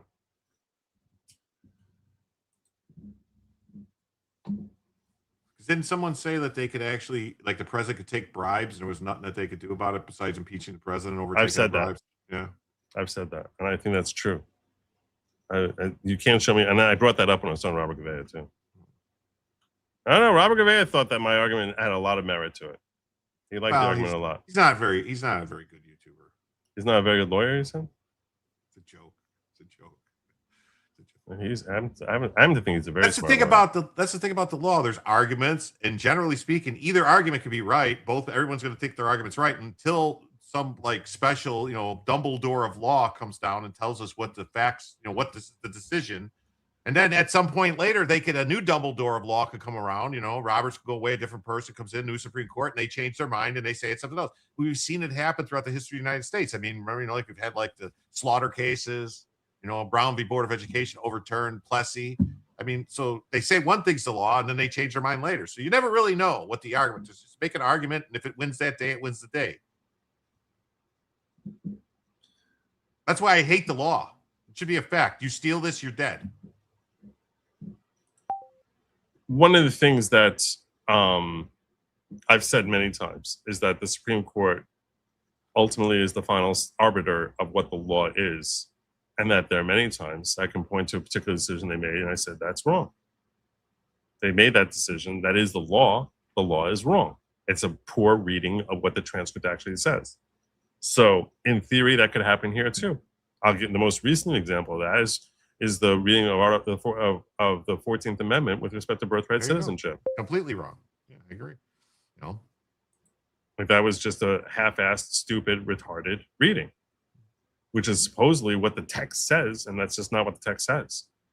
But they were desperate to read it that way. So I can't tell you how they will read it. I'm just telling you how it should be read, and the argument should be pressed. The other point that I was making when I was talking to Robert Gouveia, and I made the other day before I got on with Robert Gouveia, is if you're Donald Trump, you should anticipate that you know that when you leave office, as soon as Democrats gain power, hopefully it's not for a long time. Hopefully Vance or whomever takes over for Trump, someone from the GOP. But at some point in time, chances are very high that Democrats will come back into power. And as soon as that happens, vengeance and blood will be on their minds, and they're going to come after, if you're still around, they're going to come after you, they're going to come after your sons, your daughter, they're going to come after all your family. So what are you going to do if you're Donald Trump? Well, you'll issue pardons, right? I mean, that's what you do, because the pardon serves as a bulletproof vest. So do you think they should test it now? Have it tested now on Fauci to see exactly what the bounds are? Precisely. At the very least, this way, because now let's say they present my argument saying there's no such thing as president having this power. Fauci comes in there and his lawyers say, no, he can't. No, he can't. Now this case is US v. Fauci, right? That's what would happen. The United States would be against Fauci. Fauci would be like, I have this valid pardon. DOJ would say it's not a valid pardon. There's no such thing as a blanket pardon. And they would come in there, and let's say it goes likely, would go all the way to Supreme Court. Supreme Court deciding, does the president have his power or not? So now Supreme Court in US v. Fauci will make a decision as to how do blanket pardons work. Well, now you're Trump leaving office in January 2029. They might say all blanket pardons are fine. Joe's wrong. Joe Neerman's wrong. Good Lawgic is wrong. We disagree with him. We love Fauci. Fauci is our hero. He saved America. He's our hero. He's a Superman. And his pardon is completely fine because presidents have this power. They could say that. I think that'd be stupid, but that doesn't mean they won't say it, because they sometimes say stupid things. Now, when Trump is signing off on these pardons, he knows that if he ever gets attacked, that no one's going to attack him, because you have the district attorneys be like, US v. Fauci says we got that's a perfectly valid pardon. And if it ever would come up, we have a president, he'd have the precedent to say, hey, here's US v. Fauci, which says pardon's good. Or, I guess the only reason I would they say might do this. They might do this. They might say, like, it's partially effective. In order for it to be effective, you have to specify a little bit. And they'll tell you how much you have to specify. They'll give you some sort of idea about that. In which case, Trump knows that when he's writing his pardon for Ivanka or Don Jr. or Eric, that he's got to basically include certain things in there. But you only know that once the case is tested. So you want to test this bulletproof vest by shooting shots at Fauci. See, but the thing is, you'd have to know what the crimes they're going to accuse you of. But if you haven't committed any crimes that you know of, you think you haven't committed any crimes, you don't have any idea. You just want to make sure they don't come after you. The problem would be, like, say you're saying, like, you have to specify the offense. So you could be charged with 30 different things for committing one act. Like, they could charge you with wire fraud. This is all part of the conversation I had with Robert Gavea. You know what I'm saying? So how you would have to specify each act? You're asking smart questions now, and this is exactly what Robert Gavea was asking me. And I was talking to him about different philosophies, like what makes sense on this. You want me to go through the whole? I wasn't going to go through the whole conversation. But what I'm saying is, this is precisely this. This is you're asking the exact same question Robert Gavea asked me, and basically he ended up convincing me that it makes sense to say you don't have to enumerate each crime by statute, because there could be some inventive district attorney out there who's going to come up with some new crimes. But you have to at least identify what actions.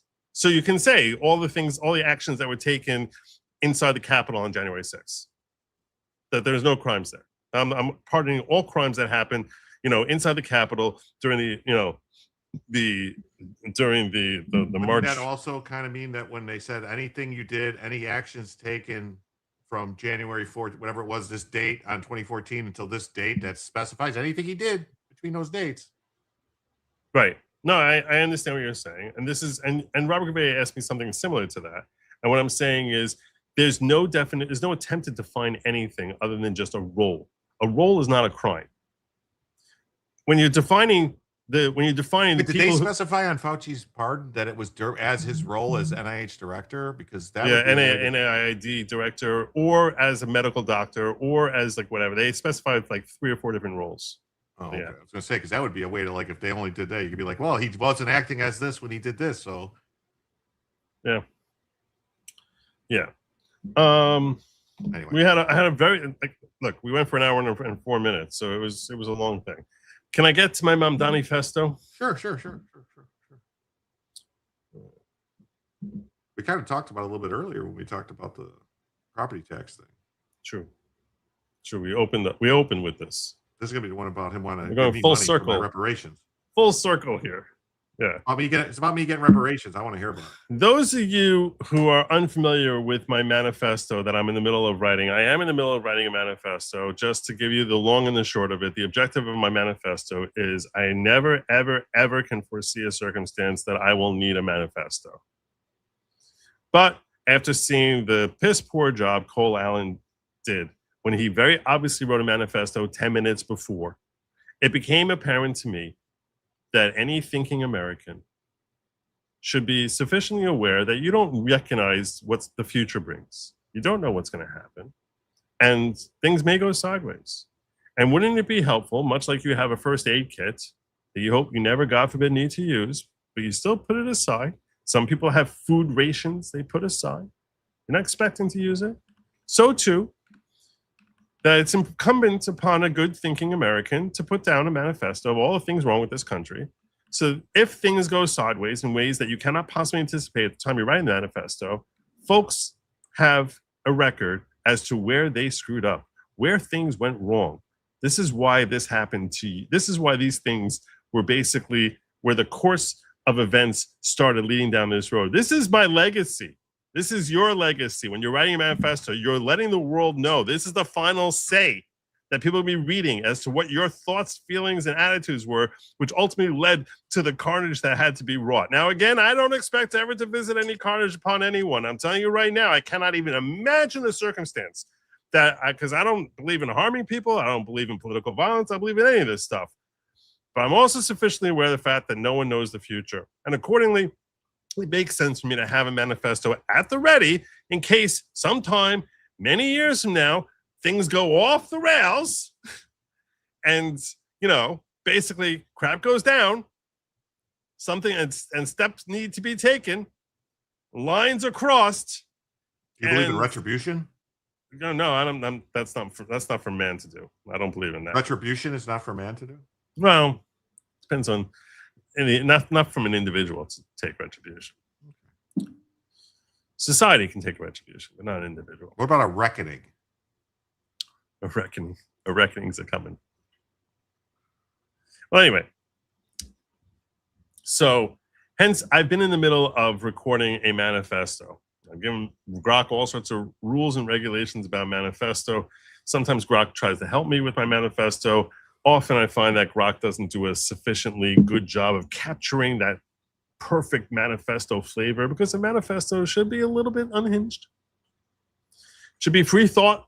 That's just sort of like that when you read it, you sort of get an idea as to what the person is saying. Still a little unclear as to what they mean. Should be some references to things that you're not really sure exactly what the hell is going through the guy's head when he's thinking it. That's all qualifications of manifesto. It's not supposed to be a book that, you know, is like basically, you know, a step-by-step guide. It should be, let's peek into this person's brain so we can start to see how things are going there. And with that, I'm going to tell you, Grok, I'm ready to start dealing the next section of my manifesto. I'm ready. What's the next section? We got to talk about Mayor Zohran Mamdani. Got it. Mayor Zohran Mamdani. Go ahead and give me your rant on him. I'm ready to take it down.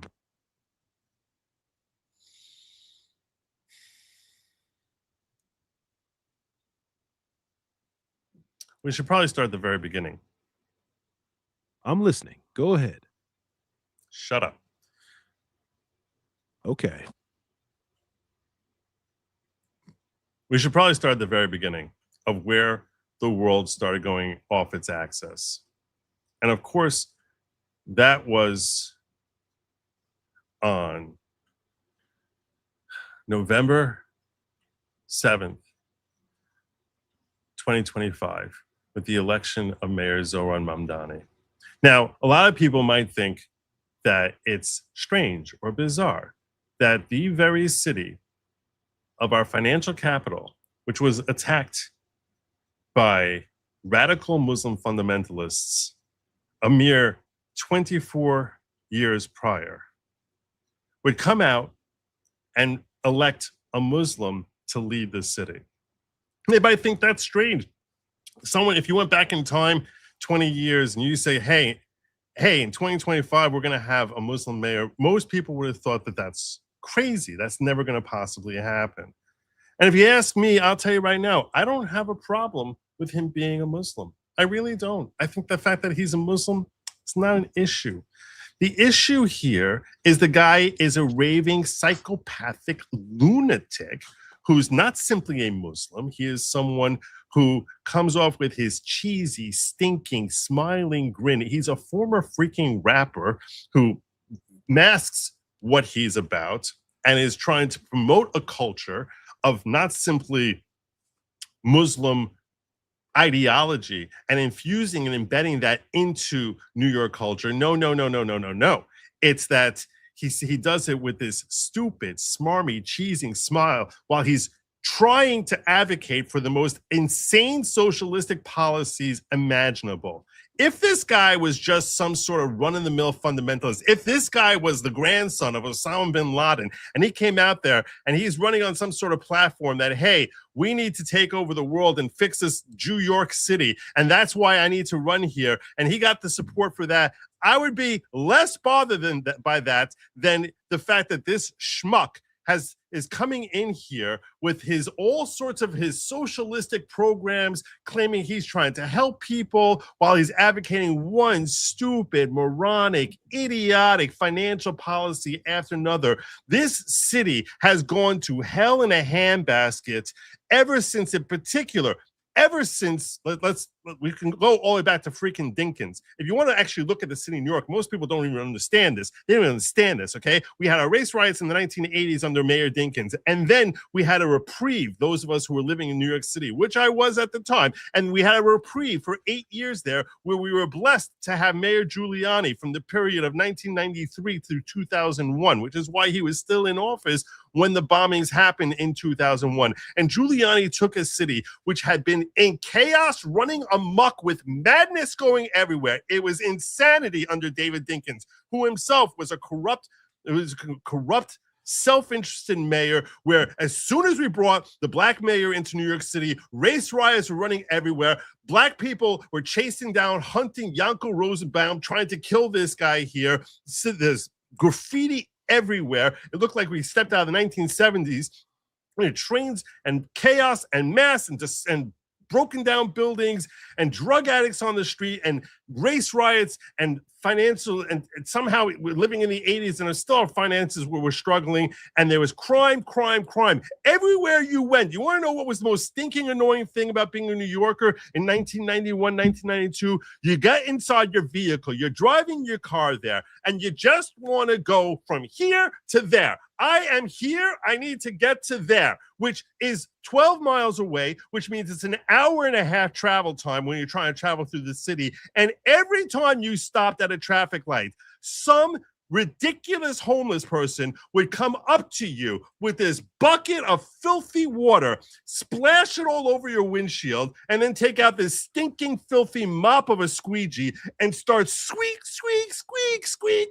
back and forth on your freaking windshield. They do your front. Sometimes they try and take you from the back. You're turning on the windshield wiper saying, no.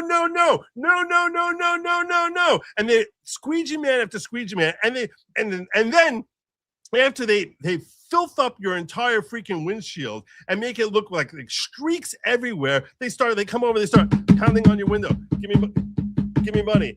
It's like, dude, leave me the freak alone. You could not drive, and you would get this guy to come there, and 4 blocks later, his friend would be sitting there squeegeeing up the other side of you. You were harassed night and day. It didn't matter where you were. We had the Central Park jogger, the craziness that's happening there, the entire city, the term wilding. You might not have ever heard the term. I remember the term wilding. The term wilding came because all of a sudden people just be in Central Park and just like gangs of crazy teenagers would just start attacking people just for the kicks and giggles. So can you dig it? We had insanity there, and then we got a reprieve. That reprieve came in the form of Mayor Giuliani. He brought in warriors. He brought in Bracken to be the chief of his police, and the next thing you know, squeegee people gone, crime going down, things getting fixed everywhere. We had such a crazy, awesome boom where New York actually was made great again. He really made New York a phenomenal, excellent, incredible city. And he ends up being replaced by the narcissistic, filthy, disgusting, awful, selfish, self-absorbed Mayor Bloomberg. Terrible, terrible, terrible, terrible. Everyone lauded him and loved him in New York. Oh my God, he's so great, Mayor Bloomberg. The one good thing is he actually took Broadway and made it into something that was decent and like sort of like almost like a little park going down there. He was such a freaking tyrannical, crazy person. We used to enjoy, you go into a 7-Eleven, you get a Slurpee, which is like ginormous, this crazy, awesome, crazy thing. And he's like, nope, nope, nope. There's too much sugar in here.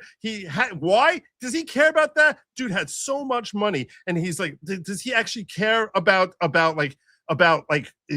sugar intake? Of course not. This was purely always about control. He starts introducing paper freaking straws. Paper, I mean, think how stupid that is, a paper straw. You're drinking from a drink for like an hour and a half. You know what happens to paper straw? It crumbles into your drink, and also you just, and you get nothing. It's the stupidest thing in the world. He's the one who came up with the concept of driving through the city. Anyone who's coming in there, we're going to start charging with $10. Tolls start going through the roof.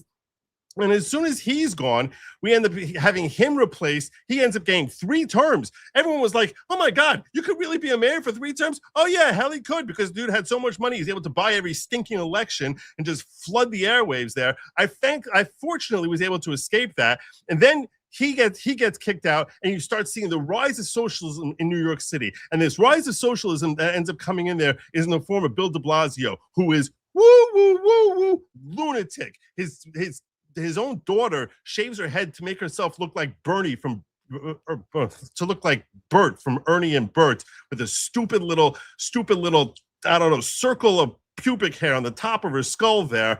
A crazy lunatic who is like every tyrant, every Democrat tyrant you could possibly imagine, that when COVID lockdowns come, everyone else got locked away. He's got his special detail that's escorting him to the gym, raising taxes up and up, higher and higher. Now New York starts getting infested with these stupid, selfish Zoomers who all they care about is their stupid woke policies and promoting whatever nonsense they have. And there's the sprinklings of socialism start becoming, instead of just being the occasional shower that we hear all sorts of stupid ideas like let's try and find ways of putting a homeless everywhere. Let's start charging insane levels of real estate taxes.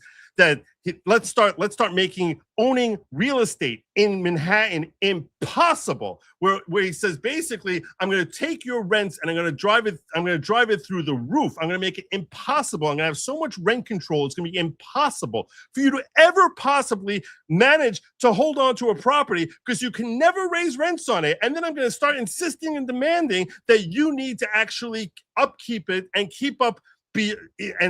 operate in the red. So that what ends up happening is you have one real estate owner after another who's basically like, I can't afford to actually function and not be operating in the red if I'm going to make these units here functional and operational. But they're like, no, you can't raise the rents because we're worried about the New York consumer. People have to live. They have to live. So you end up having to give them rent, basically rent free. It's like, it's costing me my overhead on holding this place for a particular tenant. My overhead might be $2,000 I'm only per month. And you end up telling me that I can only charge them $1,400 and unit after unit I have to be operating in the red, until eventually you have all these different people who are like, I can't fix this. I can never fix this. And they made it impossible to fix. So now there's nowhere to live. So what ends up happening when there's nowhere to live because of these stupid socialistic policies? People are like, well, I have nowhere I can live anymore. Well, you know why you have nowhere you can live? Because you had your stupid socialist policies. So now people are like, well, now I can't afford anything. You know what I need now? I need socialism. So you basically start off with your stupid, ridiculous, insane, asinine, obviously this is going to fail and make things worse socialist policies, so that when things end up failing, as they very obviously would, you say, oh, no one can afford anything now. You know what we need to have now? More socialism.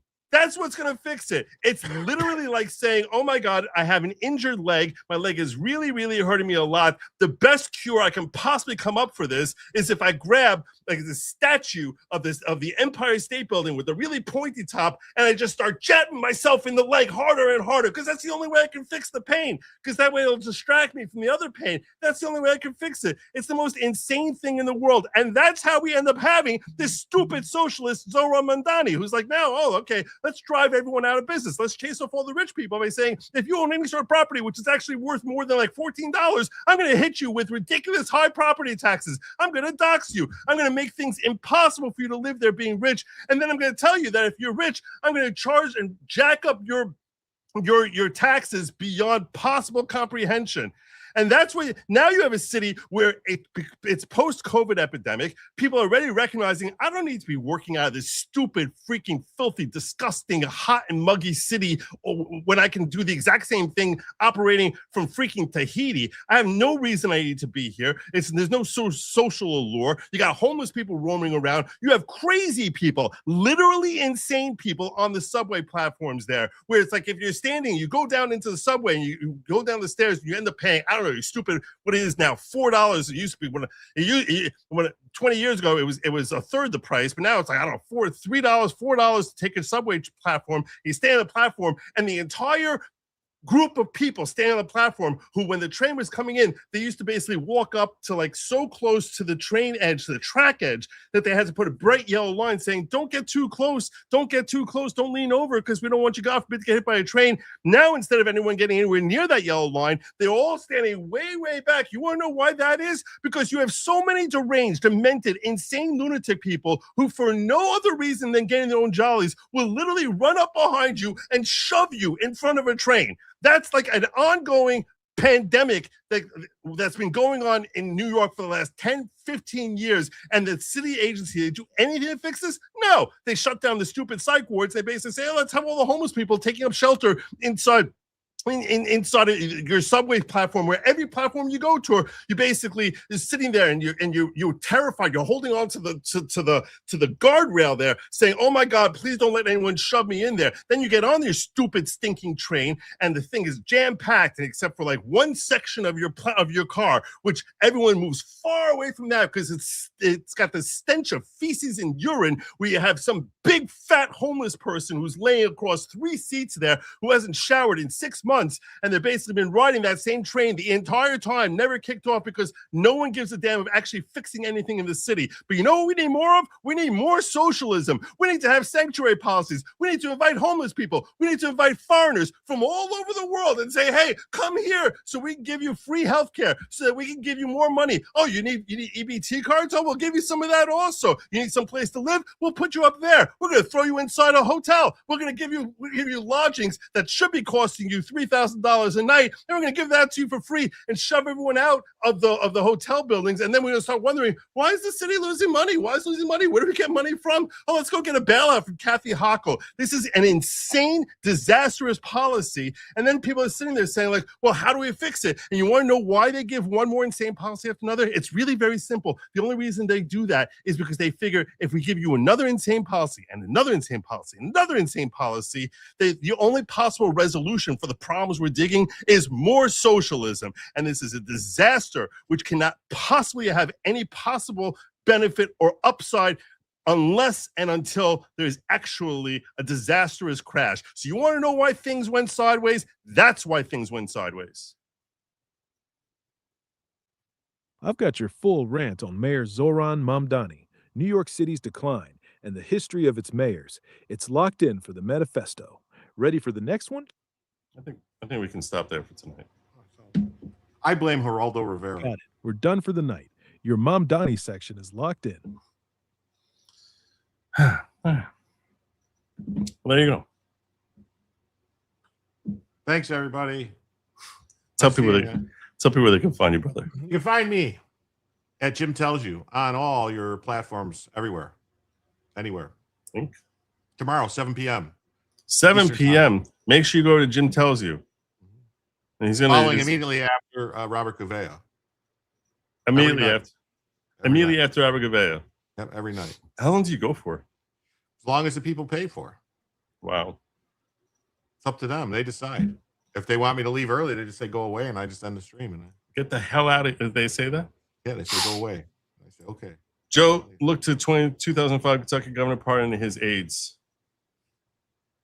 But the Kentucky Constitution specifically says the power is absolute. The U.S. Constitution is vague. Yeah, you can't really draw a comparison from the state constitution. Giuliani needs to be sainted. I used to ride the subway and walk Cunningham Park at night.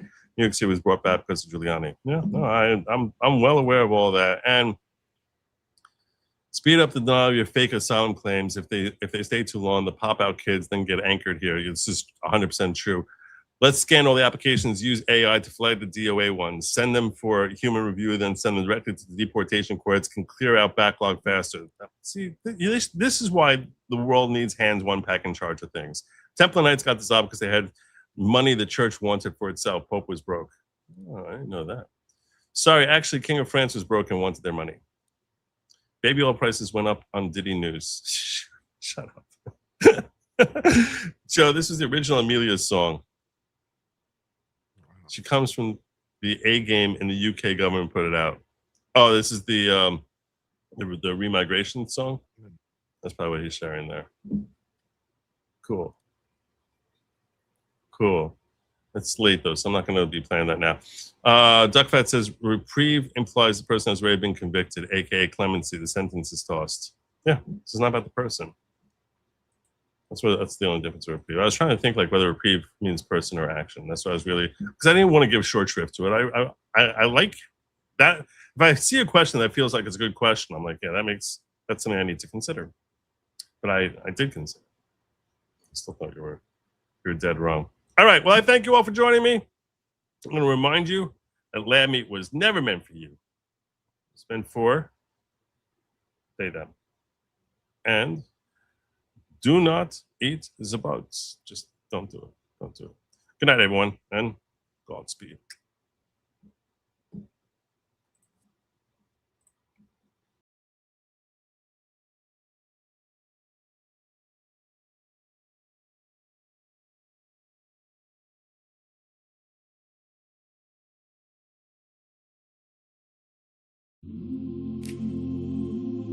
The plane is landing. The show is almost over. All that's left for you is this song. Joe left the studio. He's probably drinking Diet Mountain Dew. Maybe he's watching funny videos on YouTube, or playing chess, or doing Jewy things Jews do. We hope you had fun, and maybe you learned something. You hit like and you subscribe. Leave a comment if you want to show some love. That would be cool. You can be cool. Leaving comments is cool. So till next time, please be sure to stay away from lab meat. It was never meant for you. It's meant for they or them or comrades, sparkle hugs. And most importantly, do not eat Z-bugs. Good night and Godspeed. Good night and Godspeed.